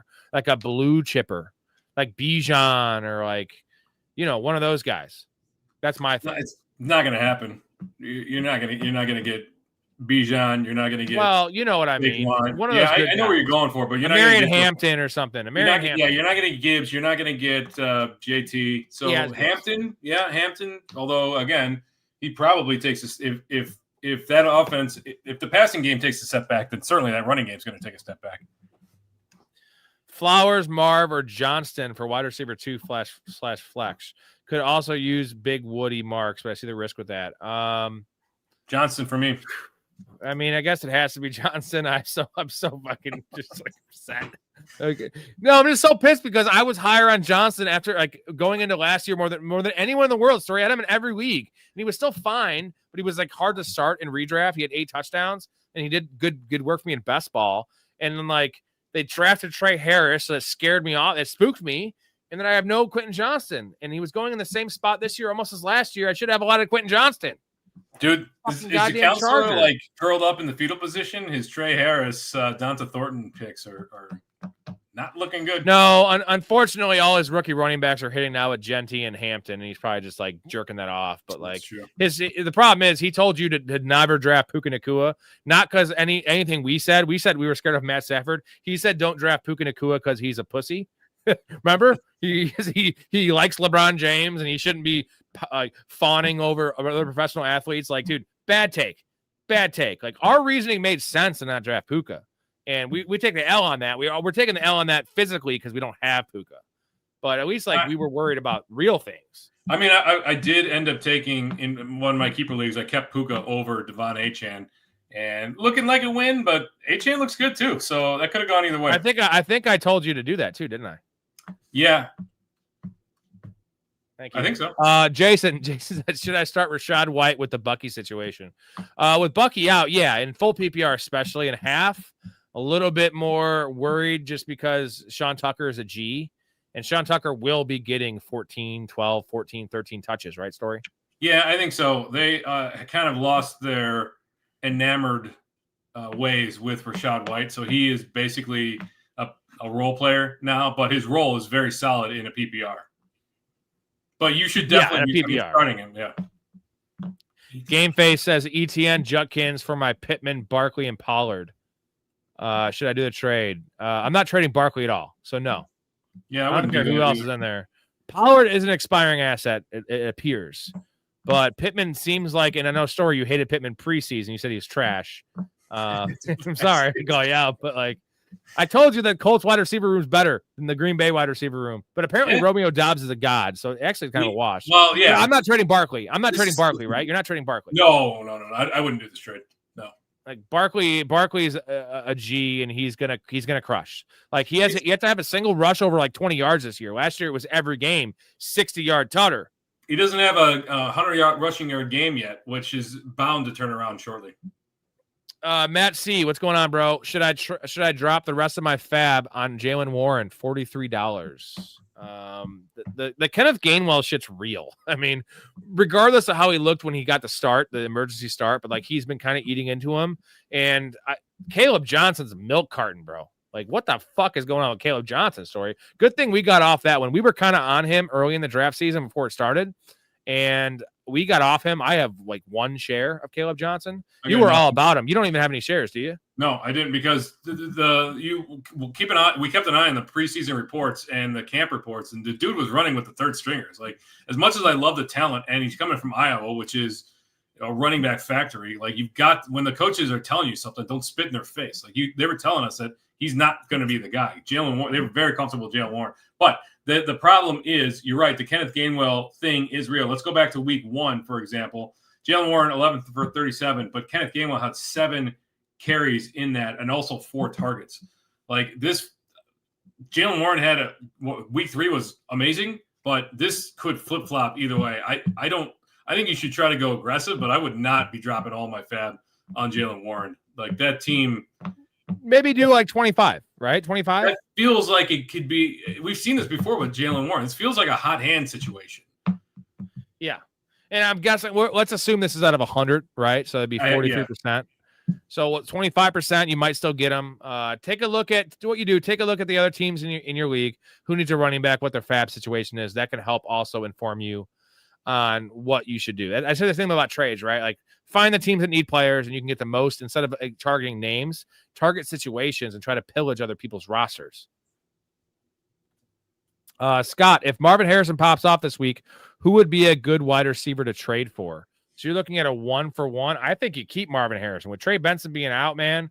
Again, I always use a comparison right now because like Quentin Johnson was dead to us, dead to everyone after 1 year, even dead to us after last year. Marvin Harrison has 10 touchdowns in 20 games, right? Now, I don't know if it's going to happen this year, but he's still been serviceable, and there's no one else there. There is like, I still like some other guy, like DeMarcado. They have no running game, right?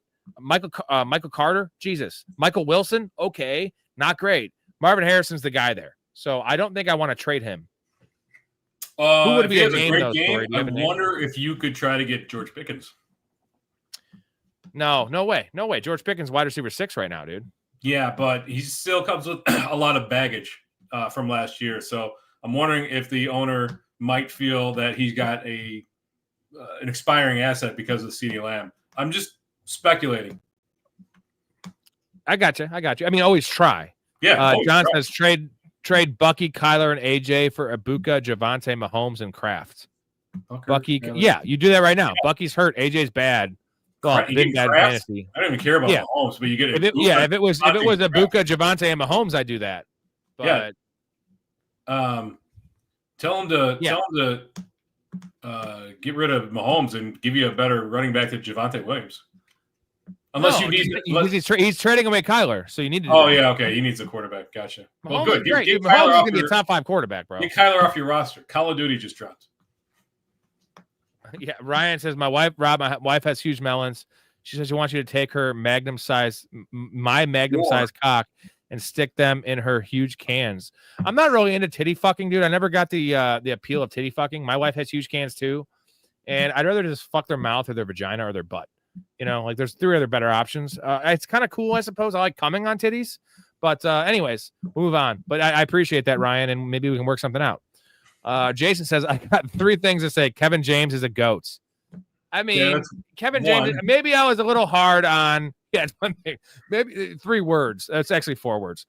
Is a word? Anyways, I like Kevin James. I'm a little hard on him. It is a word. Compared to Chris Farley, Kevin James is an afterthought. Listen, man, I like Paul Blart Mall Cop. When he was going around grabbing all the toys to get the burglars, that was funny.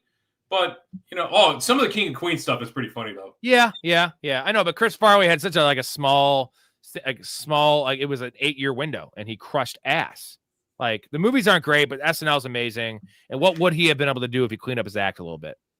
Here comes the meat wagon. Woo, woo, woo. Oh, my God. Utah Jazz, who let the L's out? Woof, woof. Shouting you out. I don't know what that means, but I appreciate you, Utah. Utah Jazz, actually, not Utah Jazz. Yeah. I think Pittman plays. I haven't heard much bad things about Pittman. I think it's just a maintenance day, right? Yeah, it's a veteran. It sounds like it's a veteran day. He probably got everybody. I mean, at this point, veterans get dinged up. So, but I'm like 90% he plays. Traded Fields for Pittman, ETN, Nico Collins, and Sutton for Chase. Wide receivers, ETN, Nico Collins, and Chase, and Sutton for Chase. Well, I don't know about the second part. That's insane. But let's just talk about Fields for Pittman. If you have another quarterback, let's say you have a Drake May or something, you need a wide receiver. I could see it. Pittman's a every week starter, right? Yeah, Pittman's an every week starter. Quarterback production is mostly replaceable. Baller, do not drop Ellick for Ridley. And I wouldn't actually drop Ridley for Ellick. I mean, maybe I would. I would just, I don't know. It's a touchy situation there. But I wouldn't drop Io Manor for Ridley because you might not even have a player this week. Yeah, I like if Io Manor was on my roster on the waiver and I had Ridley on my team, I would drop Ridley to pick up Io Manor. But for me, it would depend on my record. You know what I mean? Like if you could probably wait it out and see if you can put him on IR.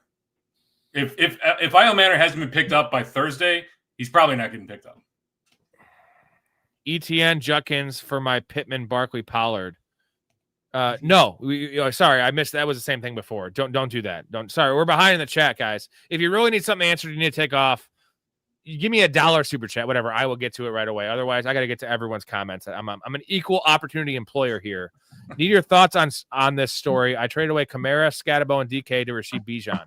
Dude, I love it. That is a blockbuster trade, and that is what separates the men from the boys in this hobby. I love Kamara. Kamara's been my guy for years, but that team is bad, and Kendrick Miller's looking very good. His advanced rushing metrics are top of the league, believe it or not. Kamara's not getting the targets like we thought he was going to. So while he's still a very good asset, and I'm starting him in leagues, getting him off your roster is not a bad thing. Scatterbo plays like he wants to get CTE, so I think it's a matter of time till he gets a concussion. But he's a very good asset in the meantime. But Bijan, man, the receiving work, like the dude is strictly game proof.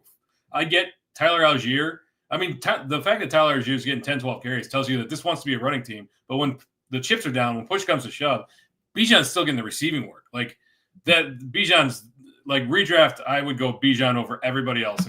Except Number maybe one. Taylor. No, he's number one. Come on. No, it's Bijan. Yeah.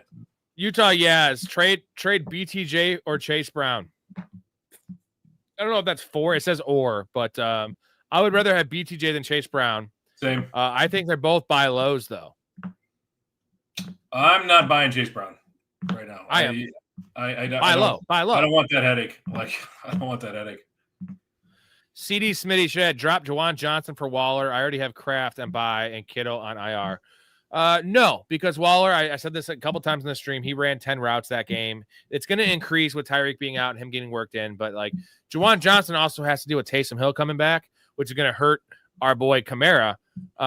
You have Kraft. You should have started. The thing is, you should have just started Tunges, right? You should have just started Tunges. Like I wish I had started Tunges over Brock Bowers, but hindsight's 2020. I started Tunges in 7 leagues, so I'm just riding high. My first touchdown score, my fucking beating the odds prop. I am just my dick is so hard right now, Story. I wish you could see it. I mean, I know you don't want to see it, but Jason says, thank you for the super chat. Jason, appreciate you. Kevin James, I just got 3 things to say. God bless our troops. God bless America. And gentlemen, start your engines. Is that a Kevin James quote? Is that who he is that a thing? I don't know. I mean, that's a, I don't know. That's a, maybe from a movie. I don't know, but it feels like a solid American call out. Oh, it is. Yeah. And I'm saying no one's more American than Chris Farley, though, because that guy was from Madison, Wisconsin, right? He's from right around the Midwest where we're from. Just a good old boy. And again, nothing against Kevin James. I just love Chris Farley, right? It's he's not a Dalton Schultz. Okay. Kevin James. Did I call him Dalton? I might have called him Dalton Schultz. If I did, I take that back. You did. I did. Damn it. Hey, Dalton Schultz is a serviceable tight end, bro. Okay. He is. Blake says, listen, outro dancer by Bad Bunny. Bad Bunny has heaters. I don't know what the fuck he's saying at all. Good ass celebrity WWE appearances. I didn't know about the WWE thing at all. Alex, would you trade Scat and Johnston for Jacobs? Ooh, yeah. Now we're getting some juicers. I would too. Yeah, Josh Jacobs is just a top 5 running back. That's all he is. Yeah. I'm more hesitant. I don't want to trade Scat though, right? Like I don't care about the Johnson thing. Clearly, I'm more. I feel a little bit because Scat's so fun and he's just gonna get all the work, and I'm not worried about Tracy anymore. But when you get a chance, especially if it's a like a 14 teamer, no, 12 teamer, probably 10 teamer, 100%. You agree with that Story? Yeah, I would do it for sure. Geechee says, I'm trading Kyron as soon as I can. What are your thoughts on that one, Story? Why? I mean, why would you trade Kyron at this point? Kyron is you got high value there, but what makes you think that things are going to be different next week versus what they did this week? Right. And I guess my thing is I have been a little vocal in terms of saying there was an outside chance that Corum steals his job. That seems to have been gone, bye-bye after tonight. Yeah. No, that's at least pushed off 4 weeks, right? Yeah, it's gone. Like, why? I don't think. Yeah. So start Johnson, but what about the flex between Flowers and Marv? I think you got to go. I think it's Marv. Yeah, just I don't know, man. Without Lamar there, it's just tough. Like Flowers tends to disappear anyway. Chubb or Tucker? This is a good one from Mouth. I think it's. I mean, let's just assume Bucky's ruled out. Let's go into that assumption. If that's the assumption, I think I want Tucker. It's tough. Man, it's a wash. It's literally a toss-up. That is tough. I don't think that Chubb is relegated to like mop-up duty yet. So I think it's going to be 50-50, but I don't know what – like Sean Tucker had one blow-up game last year, but the dude's got, what, one carry on the year so far? But it's Sean Tucker's last full game of 40% snap share. It was like 140 yards and 2 touchdowns, bro. Yeah. I love Sean Tucker. We got a super chat from Zen. Thank you, buddy. Appreciate you. Full PPR. Should I drop Pacheco for Brashard Smith at this point? Can't roster both, no room. I don't think I do that at this point. It depends.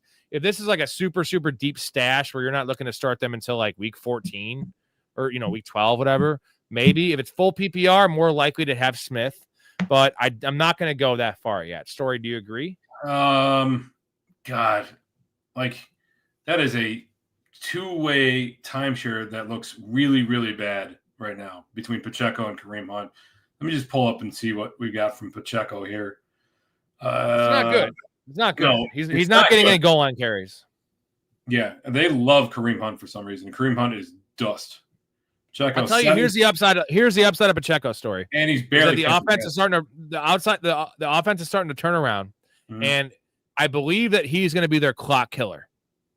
More so than like Hunt is his short yardage back, but they haven't had any opportunities to have the lead. Pacheco hasn't eclipsed 50 yards total, rushing and receiving in a game this year. I get it. Let's just say hypothetically next week they're up by 14 points in the fourth quarter. Who's getting that series? Is it Pacheco or Hunt? I think it's Pacheco. That's why I'm going to go with Pacheco over Brashard Smith. We haven't seen it because they've had negative game scripts every game besides the last 6 week. targets on the year in 4 games. I know. That's bad. Appreciate you, Zen. Yeah, I would probably do it. I would probably, like, at some point you got to pull the trigger, and you want to get ahead of it. Like if Brashard Smith blows up this week, you want to have had that. I don't think there's any way that Pacheco blows up anymore. We've seen Jerick McKinnon have awesome, not just games, like seasons for the Chiefs. And you remember what, God, they always have somebody, a few years ago, they had like somebody come in the middle of the season and mop things up. But yeah, I'd do it. Jonathan says traded Justin Fields for Pittman, ETN for Nico, and Sutton for Jamar Chase. You think Pittman plays this weekend? And should I flex Rico Dowdle or JCM? It's Rico. Even if Chuba plays, I'm playing Rico over JCM because he's already getting 40% with like healthy Chuba. This is not a healthy Chuba, and Rico's getting 50% minimum, and he's probably starting this week. Yeah, until we get more clarity out of the Washington backfield, I don't really want. I'm happy to stash JCM, but I don't want to start him anywhere unless I absolutely have to. CK Gainwell or Keandre? Is that it means Kendre Miller? It probably means Kendre Miller. It's Gainwell for sure. Yeah, it's Gainwell. It's Gainwell. Now this week he says a bye, but like it's Gainwell rest of season. Utah says, would you trade Pickens for BTJ and Chase Brown? I want BTJ and Chase Brown over Pickens for sure. Really? For sure. Bro, I mean, I love Pickens, but like Pickens to me, rest of season, when you have CeeDee Lamb coming back, I have Pickens at like wide receiver 15, say. I have Brian Thomas at wide receiver 20, and now you're getting a free back-end RB2 and Chase Brown? In RB2? Like, realistically, in RB2. Dude, look at the running back landscape right now, Story. It's rough. Like, Chase Brown's always getting the snaps and the volume, and their offense will get better. It can't get worse. There's no way it can get worse. But are we sure it can get better? It's going to get better. I don't know if it's going to be good. I think you need to I think we need to readjust expectations for these guys that we had high hopes for in the beginning of the season. Like Brian Thomas is not a give up though. He's not a give up yet. I would rather probably have Pickens and Brian Thomas, but it's close is what I'm saying. And now you're just getting a free lottery ticket and Chase Brown. Dude, they have nobody else there. That's not a lottery ticket. That is like that's looking it's for a $1 scratcher. It's a $1 scratcher. I mean, I know that it is. That's not even that. You're looking on the ground outside the racetrack looking for winners that people threw away.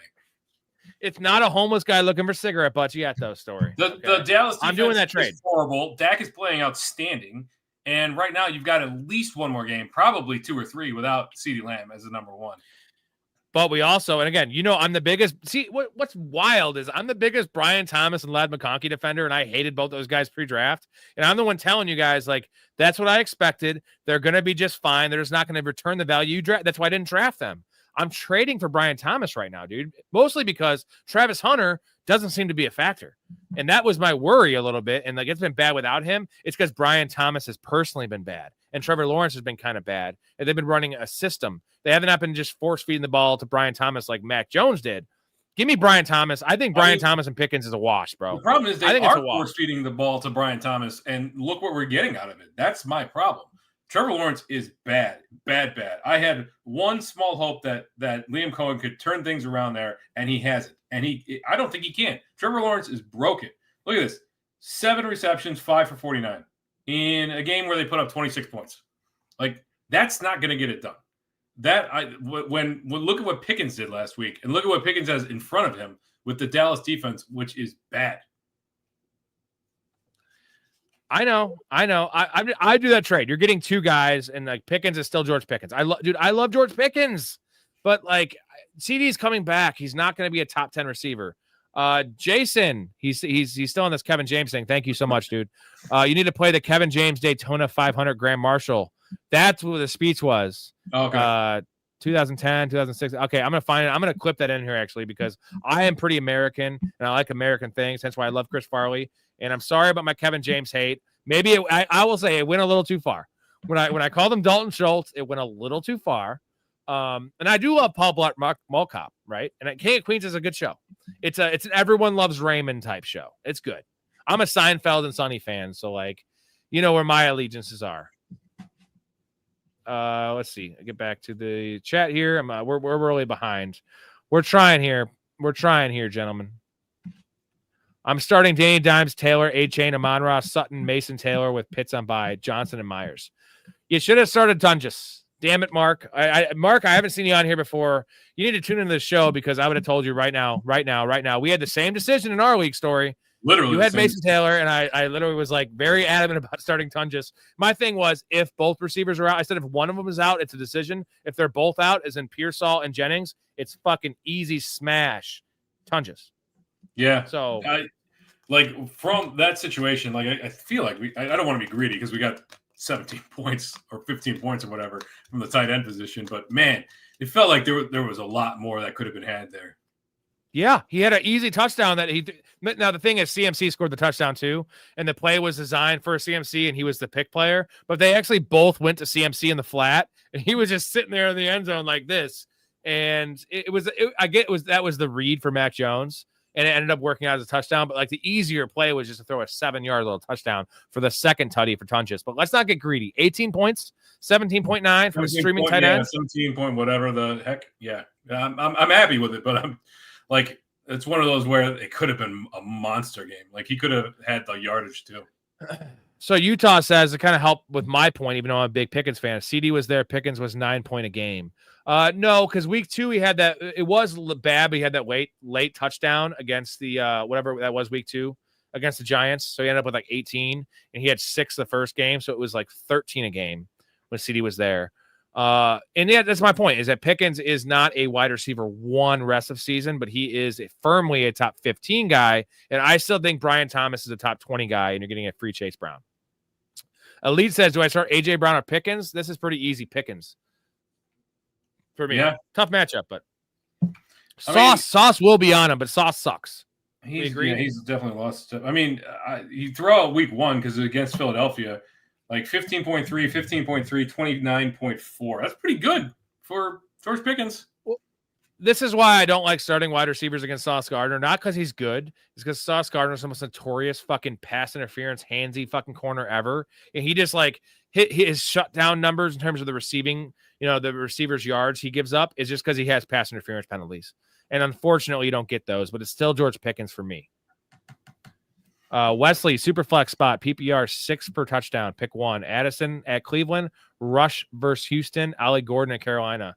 It's still Cooper Rush. I mean, again, it's 6 for a passing touchdown. You'd have to be. I can't even think of a quarterback that you wouldn't start in a super flex over the options that you would have at any of the skill position players. Well, the example is, and I play in leagues where it's -3 for a pick. That's when you don't, because a quarterback can get 6 points, right? If a quarterback, like Geno Smith, there was 3 picks, which he does all the time, you're getting 6 points.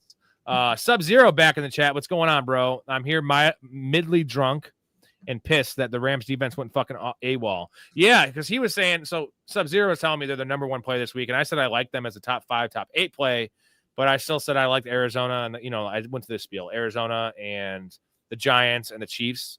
I didn't see this coming, though. This was fucking whack tonight, bro. 1 sack on a guy that has 1 leg and a beat-up offensive line? Jesus. Yeah, not a great showing for the Rams defense, and they walked out of there with a loss because of it. Elite asked if he should start Rashad White or Tet McMillan full PPR. It's Tet McMillan, baby. Actually, I'll give you, it's an early bet of mine. Tet McMillan over 62.5 yards. Yeah, it's his week, dude. What if Bucky doesn't play? I mean, he won't play. We're assuming he's not playing. I don't care. I get that it's a starting running back possibly, but I don't know. Tet McMillan is getting 9 targets a game, dude. I'd go Rashad White. They're bad targets. Okay. Yeah, I would give they're bad targets. I get it. I'm high on Ted McMillan the rest of the year, but this is a golden opportunity for Rashad White. Like, you're getting a starting running back. ETN Jutkins for my Pittman Barkley powered. We already went to that one. Sub-Zero had to suffer through Mac Jones for 3 fucking years. So why the fuck am I not watching him ball out? It's because Kyle Shanahan. That's why, dude. It's Kyle Shanahan's a quarterback whisperer like Kevin O'Connell and Sean McVay. Yeah, I think the beautiful thing is that the farther that Bill Belichick gets away from Tom Brady, the more we're realizing that dynasty was much more Tom Brady than it was Bill Belichick. Let's see. Could you see Gruden coming back after this year? I think Gruden's just comfortable doing his thing and having money and not having to worry about what emails he sends. Because we all know if our emails are checked or our texts are checked, we're all fucking going to hell, bro. Sorry, John Gruden, but you just got fucked. I could see it, but I think it's going to be a few years. It's possible, but yeah, it's pretty. I mean, you look at a guy like I'm trying to think, what's his name? What the hell's his name? Anyway, I'll come back to it. But I was trying to think of a guy who could jump into coaching if he wanted, but he's just really a great. Jimmy Johnson. Yeah, there you go. Jimmy Johnson loves to broadcast. I got offered Chase and Hall for Hampton and Mark Andrews. He has Tucker Kraft and he has ETN Pollard as other running backs. Which Chase? Jamar Chase. I think it's Jamar Chase. He's saying last names, so it's Jamar Chase. It's Jamar Chase and Breece Hall for Hampton and Mark Andrews. I do that in a heartbeat because Mark Andrews is an expiring asset with likely back. Got fucking Lamar hurt, so he's a nothing. Yeah. And you have Kraft, so he's a nothing. And you're getting Jamar Chase and Breece Hall? I would do that just for Jamar Chase, bro. Honestly. I'm still high on Jamar Chase. I'm the only one in the world that's high on Jamar Chase. So basically, this you're saying you would do that for Chase. So you'd say you would trade Hampton to get Chase straight up. If I had running backs, yeah. I wouldn't. It's close, but I would. Yeah, I would. It's Jamar Chase, bro. No, I don't care. I would definitely do this deal because you're getting Breece Hall, but I would not do it for Chase. Do you remember DeAndre Hopkins being a top 5 receiver year in and year out with the Texans with that fucking clown of bums they had there? And Jamar Chase can do it. Now, it hasn't looked great, but you know what? He also faced the 2 hardest defenses in the fucking NFL. That's my point. Jamar Chase is elite. Let's not forget that. I love Jamar Chase. The dude helped me win a college fantasy football championship, but the reality is that offensive line is bad. Ryan, I released my early Tungus bet in the Discord. I also said I loved him streaming. I'm starting him everywhere. So there's a lot of channels now, thanks to Steve. But yeah, I gave you that heads up on Wednesday. So I know it's hard. I mean, I also put out the video for Tungus earlier today. Unless I get your personal cell phone number, which I just cannot physically text every single person, it's hard for me to get it out. But I've also talked about Tungus the last 2 episodes. I've been pretty apparent about my Tungus love, and I love him. So I'm sorry if you didn't see that, but it was in there. Frankenstein, someone in fantasy had Stafford and Christian McCaffrey against me. I might be cooked. No, because I've seen, I saw that the one, remember Kamara's 6 touchdown game? Yeah, Christmas Day. In one of my leagues, I had him in another one, but in one of my leagues, someone had him and lost. 6 touchdowns Christmas Day, and they lost. That's crazy to think about. It is. You know what? It happens, though, because you have a couple injuries in that team or like some guys that get 2 points or A.J. Browning it. Blake says, do I hold on to Torrey Horton and maybe wait on Coop to get hurt potentially? I mean, yeah. So I don't think you have to wait on Cooper to get hurt. I think Torrey Horton might just overtake him. Torrey Horton's a really good stash right now. I guys like I still want like Troy Franklin over him, but you're looking deeper. Torrey Horton is a really good stash. I want him over like Trey Tucker, right? Trey Tucker's nothing. Donta Thornton, only naming Raiders guys. Jack Besh. Raiders guys. Would you stash Hunter or Carter? I think it's still Hunter, man. As gross as it's been, like Hunter's available in your league. I'm surprised anybody. I was close to dropping him in a Fantrax league, bro, because I have so many injuries. I just lost in a league. I lost Neighbors and Hill, and I have so many buys, and like it's rough. And I'm just like, I don't know. It for me, it's Hunter. I can't believe he was available. We saw kind of a shift in the playing philosophy. He played fewer defensive snaps last week, and if that trend continues, if they realize that they got to get something working on offense, then Hunter could not explode, but he could be a solid asset the second half of the season. Nick says, trust Diggs in the flex. Yeah, he established himself as the number one there. Took him a few weeks to get back, and I think this is going to be the same thing with Godwin. Took him a couple of weeks to get back into it, but that was his coming out party. All right, we're only 12 minutes behind the chat here. So, Story, if you want to take off, go to bed, whatever you need to. I can finish up, but it's your call. I'm going to keep on firing through these. All right, 2 minutes. Jonathan says, all right. Jonathan says, thanks, guys. JCM might be my keeper for next year. We lose a round. We drafted our keepers and got him in the 12th. Rico Dowdle or Tolbert flex. I think it's Rico Dowdle, even if Chuba plays. I think it's Rico Dowdle. I like Tolbert. Here's a caveat. If Keontae Turpin misses, then it's probably Tolbert if we have Chuba playing. That's what I was going to say. If Chuba misses, it's Rico regardless. If Chuba's playing and Kevontae Turpin's out, then I think you go Tolbert in the flex. I'm with you there. This is hard to read just because I'm lit up. Kevin says 12-team half PPR 3-1. Hurts, Nico, Sutton, Ibuka, Genti, Chubb, Swift, Warren, Pitts. Got offered Ibuka for Breece Hall. I want Ibuka over Breece Hall. Yeah. Warren That's Pitts. Pretty simple. I appreciate the play Pitts in good matchups, and then you could stream. But yeah, I definitely want Ibuka over Breece Hall.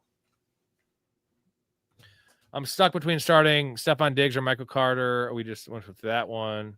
Diggs. Jason says, Rob and Mike, you guys rock. It's 1:51. My time finished. My stogie and heading to bed. Got to work in the morning. Cheers, boys. Well, and look at Story yawning. All right, Story, get out of here. You got to go to sleep. Man. Take a shit. Yeah. I'll finish up here. You know, I don't sleep. You know I'm always high energy. Yep. All right. Peace, everyone. All right. Thanks, Story. Thank you. Take care. I'm going to finish up here for a little bit, and we'll see what I can get through here because I am a machine. Dowdle is coming off waivers in my league. He is a must claim. How much? Let's wait, Wesley. Wait and see what the injury is to Chuba, because if Chuba is an IR candidate and they come out and say he's maybe going to IR, it's almost 100%. Also, depending on your record. Now, if you're 4-0, don't put as much on him. If you're 1-3, yeah, bro, full bore. He's a wide receiver or running back too. Jonathan, Rico, Tolbert, or Bond flex full PPR. I'm going to go, I think it's just Rico, man. I think it's Rico. Like I said, we just talked about this. You actually had this question before, both of them. What we said before. I just traded Chase Brown and Pacheco for Olave. I love that. I love that trade. As long as you have running backs, Genti, Breece, K9, Woody, Rashad. Oh, fuck yeah. Love that trade. Love that trade, bro. Shanahan is a Pokemon trader, a failed first round pick quarterback. Got to catch them all. Watch, they'll get Richardson and get him, and he'll look like a Hall of Famer. Oh, that's a great spot because you saw what they wanted to do with Trey Lance, and Richardson actually has talent. Now, I don't know if Trey Lance really ever did have talent. I traded DK for AJ Brown, full PPR. Thoughts? I rank him pretty close, but I would still probably rather have AJ Brown just because like DK is one Aaron Rodgers injury away from being bad. just bad offense. And AJ Brown's fine. So I like that one. Jalen Warren's fine, dude. I'm a little worried about the Gainwell explosion when he actually got the job, and it might be more of a 50-50 going forward. But we always kind of thought it was going to be a 50-50. We just thought it'd be a 50-50 with Caleb Johnson and not Gainwell. So it's really wild. No, you don't drop Rachaad White for Rico because they're both valuable. I would probably rather have Rachaad White than Rico, depending on what the injury comes out. But I think Bucky is more hurt than Chuba. Not a problem, dude. Thank you for watching. Appreciate the comments. Start Jaden Daniels, JD5 or Daniels, Terry out, and Debo potentially misses. Does that change anything here? Well, JD5 and Daniels are the same player, so I'm trying to think who else you're talking about. Oh, good night, Blake. Thank you for everything, dude. You're a G. Give me the other name here, Matt, because I don't know who the other name is. No, you're not Cook, man. Warren's fine, Bryce. He'll be fine. Hopefully you have some badass, an elite quarterback and some badass receivers, and maybe like a Tucker Craft or Tyler Warren. Frankenstein, someone dropped Golden in my league. Should I drop Cup and go get him? Can't believe that he got dropped. I would rather have Golden than Cup, yes.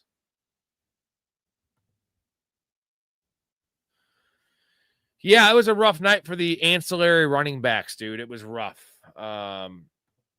We did Murray, but I can run it through again, man. Michael Carter was a decent prospect, 4th-round pick out of North Carolina. He shared the backfield in North Carolina with Javonte Williams. He is a hybrid between a scat back and a starting running back in terms of like an early down banger. Smaller guy that can handle the load. They like DeMarcado there. I think it's a 50-50 split. I think DeMarcado is going to play second and third downs where you're going to have early down work for Michael Carter. I'd rather roster DeMarcado in a full PPR, but they both worth being rostered. Jay Hang, what's up, dude? Who I drop for a kicker? Ollie, Franklin, DeMarcado, or Carter? Ollie, Franklin, probably Carter. You don't want to hold on to both of them. I'm not a big Franklin fan, but he's a playable wide receiver. You got to keep Ollie Gordon right now, especially. So I think it's Michael Carter. Hey, I appreciate you, bro. Thanks for tuning in. Glad you got to see this show, what it's about, stories of shit. I have 3 other awesome guests. I do some of these solo. The community's great too. When I get the Patreon going, I'm gonna get a whole new Discord going on. A lot of good perks, a lot of good shit going on around here, man. We're only week 5. It's a start of week 5. We have a lot of stuff, and it's only 2025. I'll be going this shit for 20 years, baby. I'm still a young man. James Bond, what's going on? Fannin or Hawk this week? I want Fannin, dude. I want Fannin. Same game. Give me Fannin with Cedric. With Cedric Tillman. Jesus Christ, man. I am fried right now. Cedric Tillman being out. Give me Fannin because he's gonna be lining up all over the goddamn field. And I want Fannin. Yeah, I like Strange. If that happens. Or if Michael Mayer's available, Bryce, pick up Michael Mayer. You're going to get every snap. I know he's questionable right now with a concussion. It's not a knee injury. If he plays, he'll be full bore, full snaps. I would much rather start Michael Mayer over Strange if Bowers is ruled out. Thank you, Murray Monster. Appreciate you, dude. Yeah, but I mean, here's the thing. The Browns also have a great defense. So, like, they both don't have great matchups. And I think one thing I know about rookie quarterbacks, you have a first-time starter there in Cleveland, is that they do trust their tight ends. Now, that could be David Njoku, but right now their performance has been the same. Their numbers have been the same. Fannin has been kind of an afterthought after that week 1 thing when everyone picked him up, and I said, don't pick him up. It was similar to Isaiah Likely last year. I like Fannin long-term, and we were talking about Hawkinson. If it was a better guy, I would say start him. But Hawkinson looks terrible. 3 of his 4 catches last week in that London game, or it was Ireland game, came on that last drive where it was just like second to last drive. It was dump downs. Hawkinson is cooked, man. Cooked. And Edison's back. And they have no offensive line. So, like, maybe that could help Hawkinson. I know there's a lot of moving parts here. I'm just telling you what I would do, and I am starting. I don't have any Hawkinson. I would start Fannin over him. I am starting Fannin in like 5 leagues this week. I feel like Fannin could have 5 for 50 and a touchdown. Or at least 5 for 50. Which is probably more than Hawkinson. Oh, shit. All right. I have about 2/3 of a beer here. I will stick around, answer questions, hang out for this beer. If someone wants to be a generous Jerry and throw me like $10, I will get another beer. 5 or 10, I don't know. I don't care. Doesn't matter. I'll probably do it anyway, knowing my ass. I'm notorious for doing 3.5-hour streams by myself. Someone wants to donate for a little bit, I will get one more beer for sure. Like for sure. Otherwise, maybe just 5 or 10 more minutes.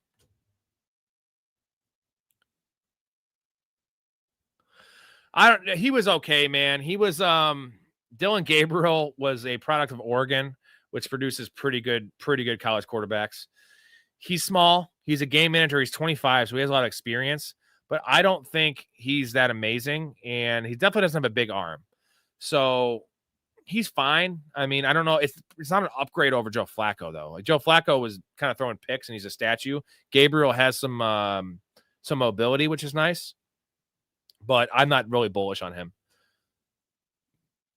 No, drop Kyron. He had like 24 fantasy points, dude. And more notably, Blake Corum, who I love, fumbled that fucking game. Fumbled in the first quarter. Didn't see the field much after that. Kyron, he's an RB1, bro.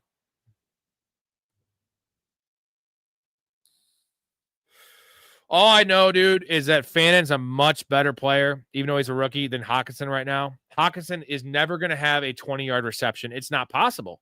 He doesn't run downfield. He can't get any yak. So, like, he doesn't catch a touchdown, which is unlikely against the Browns. What are you getting? You're literally getting 5 for 40 at max.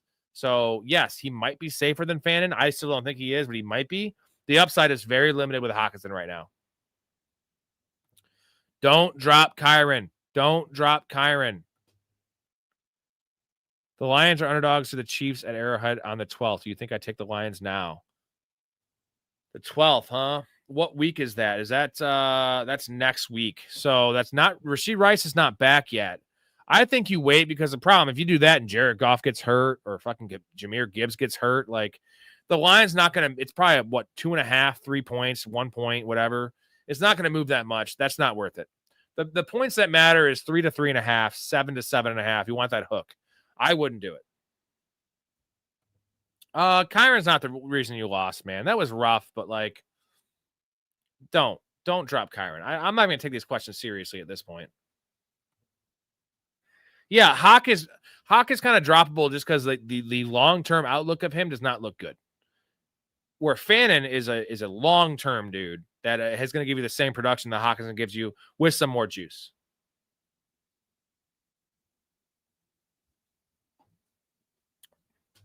All right, got a few more minutes here with you, gentlemen.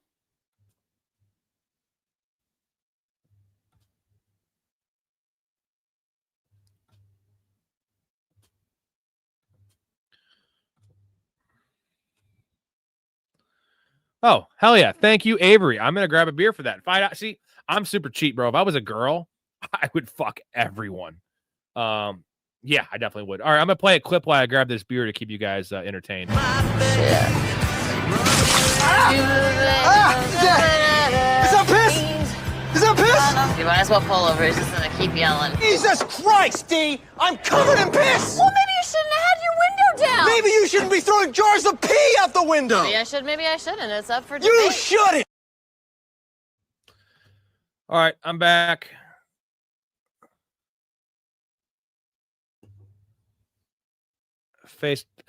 Thank you, by the way, to Avery. Appreciate that, man. Every little bit counts, man. I'm going to keep the show going 7 nights a week for the rest of my life if I can. And that's what I want to do. Face Dog, listen to your advice and drop Chase and Higgins because how bad the Bengals offense is. And I got Marks and Io Manor. Did I tell you to do that one? Because I probably wouldn't have dropped. You're saying you dropped Chase Brown or Jamar Chase? Because I would never have told you to do that one. I am still high on the Bengals offense, like compared to most people. I love Io Manor and Marks, but I'd rather have Chase Brown than Marks, and I'd rather have anyone like Higgins than Io Manor. I love them both, but I don't know if you're just fucking with me. There's no way I told you to do that, fake. There's no way. Let me know which show. I'll go back. There's no way I would tell you to do that. Would you trade Nico Collins, Jameson Williams, 7th round pick for Rashee Rice, 6th rounder in a keeper league? No, I wouldn't do that, man. Nico and Rashee Rice are close. I still almost want Nico, and you're giving away Jameson Williams for free. So don't do that. Timothy, yeah, it looks good, but like we don't know Ricky Pearsall and we don't know when they're coming back. If they come back and George Kittle's coming back, Kendrick Bourne's just going to be a third wide receiver there. So the time to pick them up was this week and start them, not next week. They have 10 days off. Like one of, if not both, Jennings and Pearsall will be back. Should I start Jordan Mason, Rashad White, or Breece Hall at RB2 and flex this weekend? So you need two of them. It's Jordan Mason and Breece Hall this week, even if Bucky misses, because Braylon Allen is out. So now we're getting almost 70% snaps for Breece Hall. Good matchup against the Cowboys. Give me Breece Hall and Jordan Mason.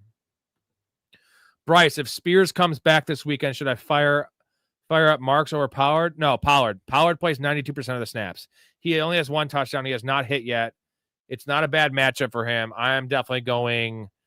Spears is not coming back this weekend, by the way. It's not happening. It's going to be next week at earliest.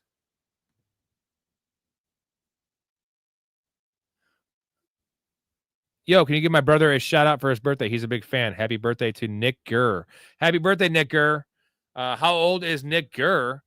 If it's 21, get him fucking shit-faced.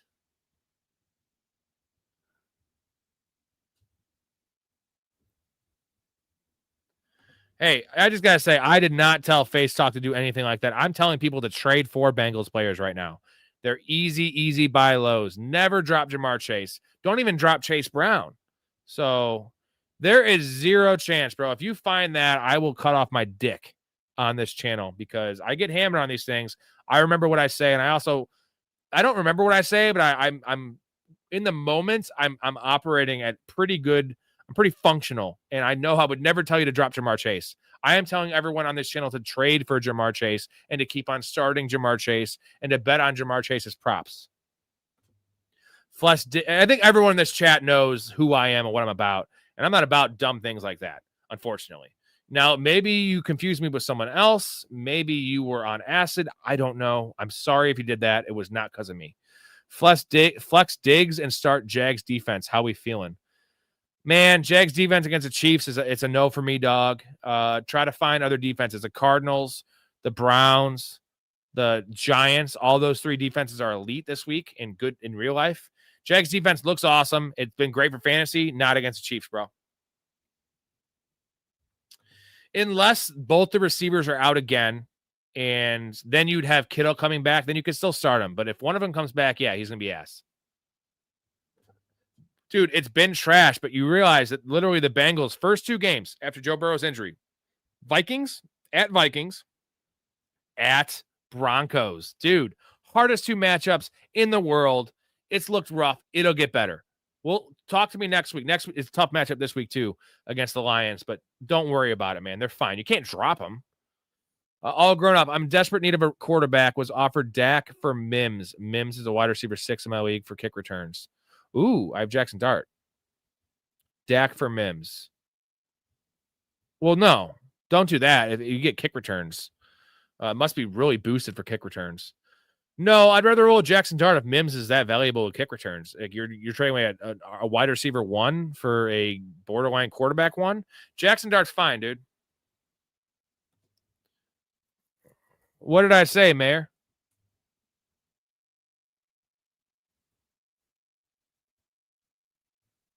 Get him drunk? Oh, I see what you're saying. What am I wrong about, Avery? Did I say that thing about Jamar Chase? Because ain't no way I said it. I didn't say the N-word. Oh, I said Nick Gurr. That's his name. But okay, nice job. I appreciate you trying to set me up, but like as you know, I'm an equal opportunity employer. I love all people unless people are assholes. And white, black, gay, straight, I don't give a shit, man. People are people. Stay positive, respect each other. Don't do shit like that. P with a super chat. That is a crazy setup for a guy that's been on here for 2.5 hours and is feeling a little buzzed right now, but that's fine, dude. If that's how you want to spend your time, congratulations, man. You got me. Oh, God. P, your live streams are goated. I like this channel significantly better than most fantasy channels, brother. Damn straight, man. The guests are elite. The content's elite. And more importantly, the community, besides that clown in here, is elite. Positivity, good knowledge. We all want to make money. The Jake Tunges thing, Unfortunately, I didn't post it on my the socials, the Tunja's first TD thing, but I did mention it in the preview show that I bet Jake Tunja's first TD today, 20-1. The bet was a hit.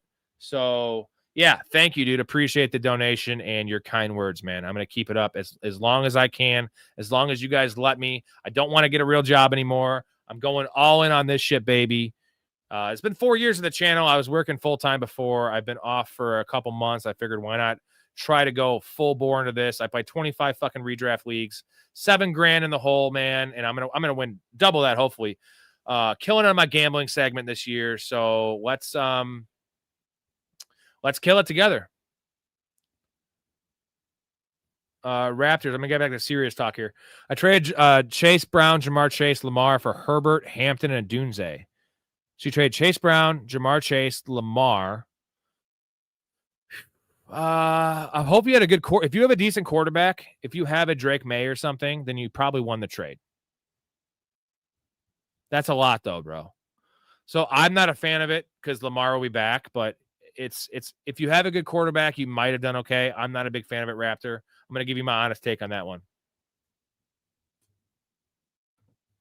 Astro, what's going on, Astro? Rams, Chiefs, Packers, Ravens, Chargers, Broncos. Why are they all good teams bad all of a sudden? The Chiefs aren't bad. Rams are still fine. Good teams have bad weeks, bro. Cheers, sub. I'm still maintaining. You know, I'm a fucking psycho with this shit. So I appreciate you, man.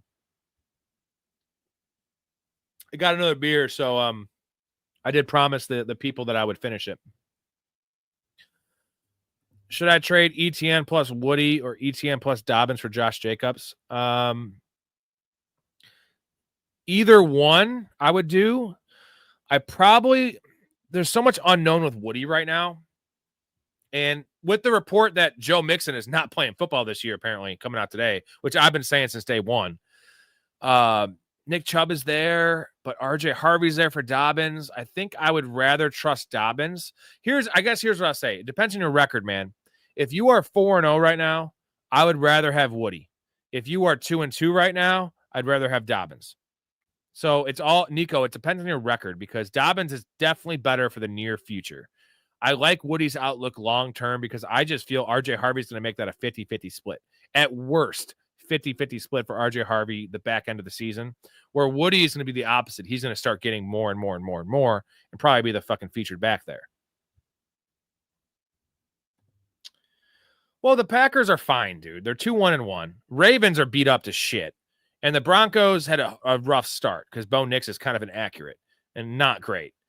So I never anointed the Broncos, and the Packers with the trade of Micah Parsons, I get it. They'll be just fine. The Ravens are beat to shit right now, and I've been saying this, Astro. Now, I think Lamar's going to miss until their bye week. He'll be back week 8, I think. That'd probably be smart. I hope they go 1-5. If they go 1-5, I am betting a lot of money on the Ravens to win the Super Bowl if that happens. I will throw $50 in that. If it's 30-1, the Ravens win the Super Bowl. If they're 1-5, all they have is the Steelers to compete with. I'm doing that, baby. Philly or Browns defense this week? It's the Browns, baby. Browns defense. Great matchup. Vikings, Carson Wentz is a turnover machine, dude. Their offensive line is beat to shit. So give me the Browns. Better real-life defense, too. Philly's defense is still coming into like cohesion. So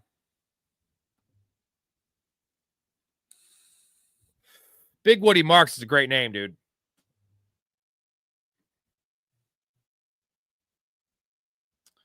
If you're 3-1, dude, roll with Woody over Dobbins. It's a tough one. That one's on you, but do the trade for sure. Woody's just more of an unknown. I just feel like Dobbins has a potential to be an expiring asset in terms of like full workload. So P, Ridley is, what's your actual name, P, by the way? So I can, hopefully I'll remember this. I can actually, instead of saying P, maybe your name is P, but Peter, Paul, something like that. I can name you, actually call you by your name. Ridley is on waivers on my 10-man full PPR. Is it even worth a pickup or do I keep him there? Well, Michael Carter in a 10-team PPR, what is that even going to be? I think it's worth a pickup just because like Calvin Ridley was Isaac. What's up, Isaac? I don't know if I'll remember that with the P. I thought it would be like a P name, but nice to meet you, Isaac. And Such a respectful man. See, P and Isaac is the exact opposite of that clown in here trying to have me say a racial fucking slur like an idiot. And you know what? We've all used them, but never in a derogatory sense. Screw you, whoever that guy was. Getting all worked up. Anyways, Ridley in a 10-man. I like him over Michael Carter. I would prefer Io Manor in a 10-man over Ridley, but I still think there's some hope for Ridley, and it's mostly tied to Cam Ward. And if Ward gets his act together, they paid Calvin Ridley. He's not a bum. He's looked bad. Give me Calvin Ridley over Michael Carter. Steelers defense has been disappointing, but they did show out very well in Ireland. I still like the Ravens to win that division, man. Give me the odds. I do vape, man. I got to quit, but, nicotine, bro. Yeah, they should get banned everywhere. It's not good, especially for kids. So that's why this is an adult-only channel. We all can make our own decisions in life and live with the consequences. I'm getting existential. What's up, Nico? Yeah, I like Woody as a talent, but the Texans O-line. And that's the thing. The Texans O-line is rough. Now, it will get better, but even getting better from the Texans O-line baseline is not good. You know what, James Bond? I'll tell you this. He says tips on making trades with people that are scared to death of making any. You got to sweet talk them like you're talking to a lady. You know what I mean? You got to be nice. You got to try to don't be overbearing and be like, dude, look at the stats and don't make their decision for them. Just try to just nudge them, right? Nudge them. Jeez, man. Why we got these assholes in the comment sections? That doesn't mean I'm gay. Okay. And there's also nothing wrong with that for one. And supporting Israel, that has nothing. And I used to smoke cigs and I still do smoke cigs when I'm golfing. So thanks for, why is this a topic of conversation? Just like when I had the chops, people are giving me shit about my chops, dude. That's called a personal decision. It doesn't affect you. Sorry, bro. If it offends you, get out of the chat. You know, I'm usually super nice, but I'm getting a little pissed off by assholes. And yeah, screw you. Thank you, Bryce. Iron, you don't know what the fuck I support, man. I don't support you. So how about I just ban your ass? How about that? See you later, bro. Sorry for inconveniencing the chat for some asshole. Wow, now he's making racial slurs. Cool. Good for you, man. You're really you're a good dude. That's just how low he is right now. He wants to come in a chat and spend his time by trolling that not only me and like the chat. That's like that guy's pathetic, bro. Like pathetic. So hate in his heart. Hate is not a good look, man. It's not a good look, man. Life is a blessing. It's a gift. So let's have some positivity up in this bitch. And I don't care if you just lost this guy probably doesn't even play fantasy football because he ain't cool enough. Anyways, I think he's out of here. So I don't usually get rattled. Not saying I am rattled, but get upset by I don't know. People are discouraging, man. At some point, sometimes people are just. I don't get it, man. I don't get it. Anyways, I got a couple more minutes left. What do we got? Did you see Conway has beef with Curious George? Dude, that doesn't surprise me because I know. So on some of my long form videos in the non-football season, we do like movie shit and like random like Joe Rogan kind of shit. I have my one guy, Ray, who's like a Chris Farley type, super fun, fat dude. And I throw that around because he knows he is. He's just, that's the description of him. He's a great dude. And he told me about the Kanye, like fucking like Nazi shit where he's like wearing like KKK stuff. And like, he's like pro Hitler, like in 2025, dude. And like Kanye has just lost his goddamn mind. Now he has beef with a fictional cartoon character, right? Okay, great, dude. That is a very good comment. Thank you for that. That's true. It's an ugly scar on humanity. Last question from Isaac. Is it Isaiah? God damn it. See, I already forgot, bro. Isaac Teal, the drummer, like Isaac Teal, the drummer of Talk. Great jam band. Last question. I'm tuning off. You think Quentin Johnson keeps it up? His stats compared to last year are wild. No, I don't think he keeps it up. He's wide receiver 4 right now, P. Isaac. He's a startable guy. He's a dude now. My take is, and in full PPR, no one believes it. And that's how everyone overreacts to 4 weeks in 1 week or one game or a whole year sometimes. I don't. I think Ladd McConkey outscores Quentin Johnson the rest of the season in full PPR. Now, he won't probably finish higher because how good Quentin Johnson has done. That doesn't mean Quentin Johnson's not startable or not going to be good. I just think that Ladd McConkey is going to still be a mid-range, low-end wide receiver 2 the rest of the year.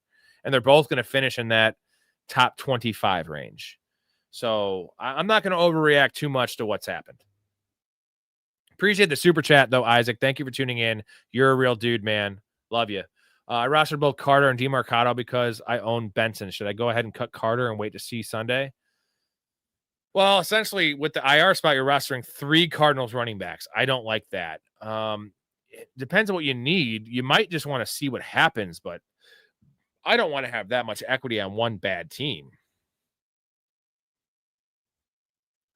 Thanks, Isaac.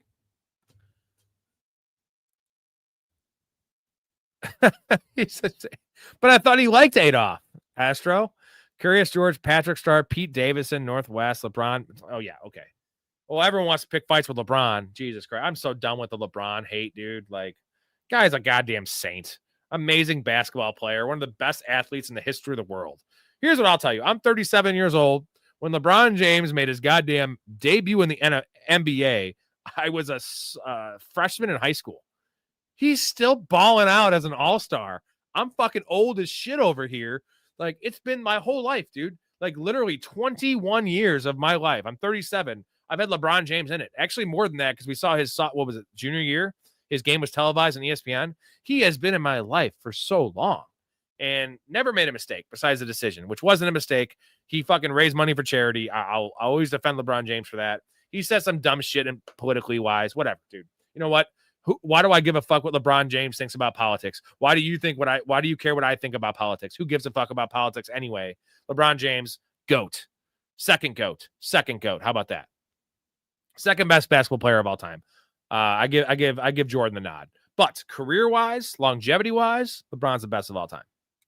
Tom Brady's the best of all time in football. Jerry Rice. Nando, I got offered Drake, London, Hampton, Tet for CD and K9. Yeah, it's a smash, bro. CD's out and K9's in a timeshare. So if you got offered Drake, London, and Hampton for that, I'd take it. Now you got a free Tet. That rocket ship to the moon. Just go fucking accept that shit. The list here: Kim Kardashian, Harriet Tubman. He's going to fucking history, dude. God, that's wild, dude. That's wild shit. That's fucking crazy, man. That is fucking crazy. I can't believe it.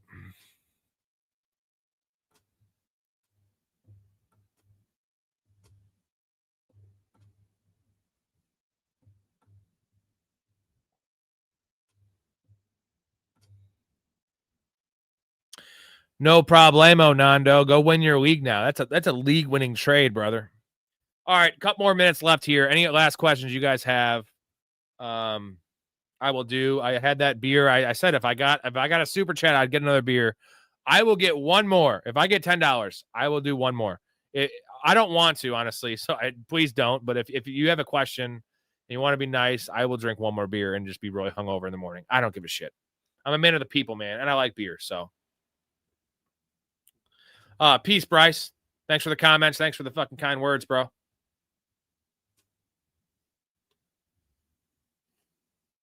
All right, 3 drinks left. I only got RJ Harvey as my RB. I'm getting Hunt tomorrow. I'm 3-1 with Mahomes, Harvey.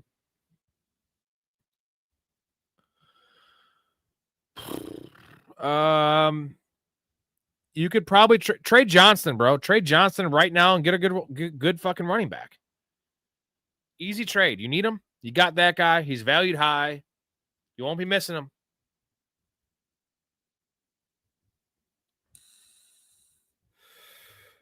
And he's talking about a guy from the 1940s, dude. And that everyone universally thinks is a devil. Just funny. Like, you know what? It's keeping him in the limelight though, right? Like, that's what people do to stay famous. Like, chicks make sex tapes, guys say outlandish shit, and like, you know what, Kanye? Go back to making music, maybe. I was never really a big fan of his music. I'm not really into that genre, but he was solid. I mean, I think he had some bangers.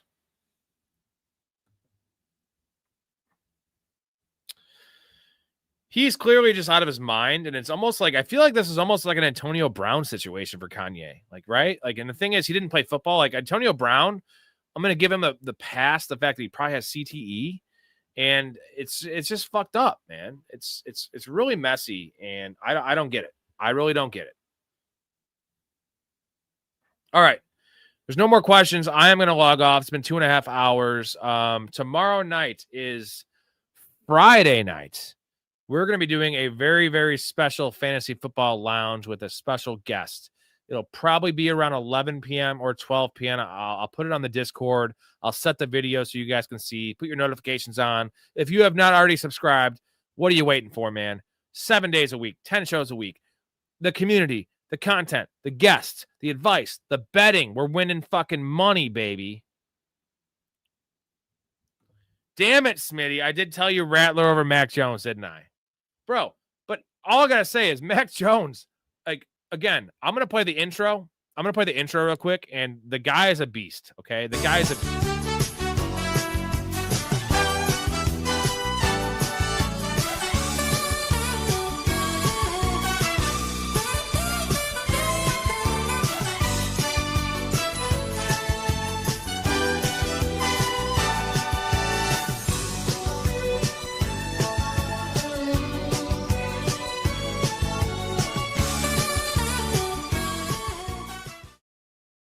Smitty, I'm sorry about that one, man. Like, I told you what I would have done with that situation. He's probably not going to outscore Matt Jones now. The fact is, the guy came into the game hurt. He got hurt twice in the game, 3 times in the game, 4 times in the game, and then played through it. The line was 8.5. The over-under was low. It was Thursday night. Like, it was wild. I can't believe it happened. Good for Mac Jones. Like, with no receivers, it was fucking crazy. I mean, I think he will deliver, but I don't think he's going to outscore Mac Jones, and that was a bad call. I will own that one, but like, there was no rushing upside there, and it was wild. Alex, last comment here. Best bets for this Sunday. I'm about to release my early picks, but since you guys are joining me this late night, I can't even read my phone right now. I am just fucking fried. I'm going to get you my bets here. Since you're on here, you get them extra early than the Discord even. Best bets. They're all props. Tet McMillan over 62.5 yards. Tet McMillan. Love that one. That one's gold, bro. Tet McMillan game. Tonight was Jake Tunges. And if you'd watched, you would have bet it. Bo Nix over 19.5 rushing yards on FanDuel. They're against the Eagles like that. Sam Laporta, 38.5 yards. Those are them right there. That's them. That's super low, dude. 38.5. I wanted to go Jamison Williams, 46.5, but Sam Laporta is playing 93% of the snaps. Now, maybe that's a mistake, and I should have done Jamison Williams. I want to do them both, but I'm not going to do them both. So it's Sam Laporta, 38.5 is just low. It's just too low. He's due for one of them crazy little, like, play action rollouts where Laporta's open in the flat and runs for 28 yards. Man, I hope not, Smitty. I have the Cardinals defense going everywhere. But this could be, it's the NFL, so we don't know. So I'm going to play you off with a clip here, and then I'll talk you out. And then tomorrow night, midnight, most likely around midnight, 11 o'clock-ish Central Time, be having a fantasy football lounge, more the same, all the good shit we like in here. You asked to see me. I made your Cajun chicken niblets. No. You made my year. You have a gift. And a super dope hat. This is cool. All right, boys. Let's go! Peace, Mark. Gentlemen, thank you for tuning in. Appreciate you guys. Remember, be respectful to each other. Love your life. Be positive. Life is a gift. That's why it's called the present. I'm out of here. I'll see you guys.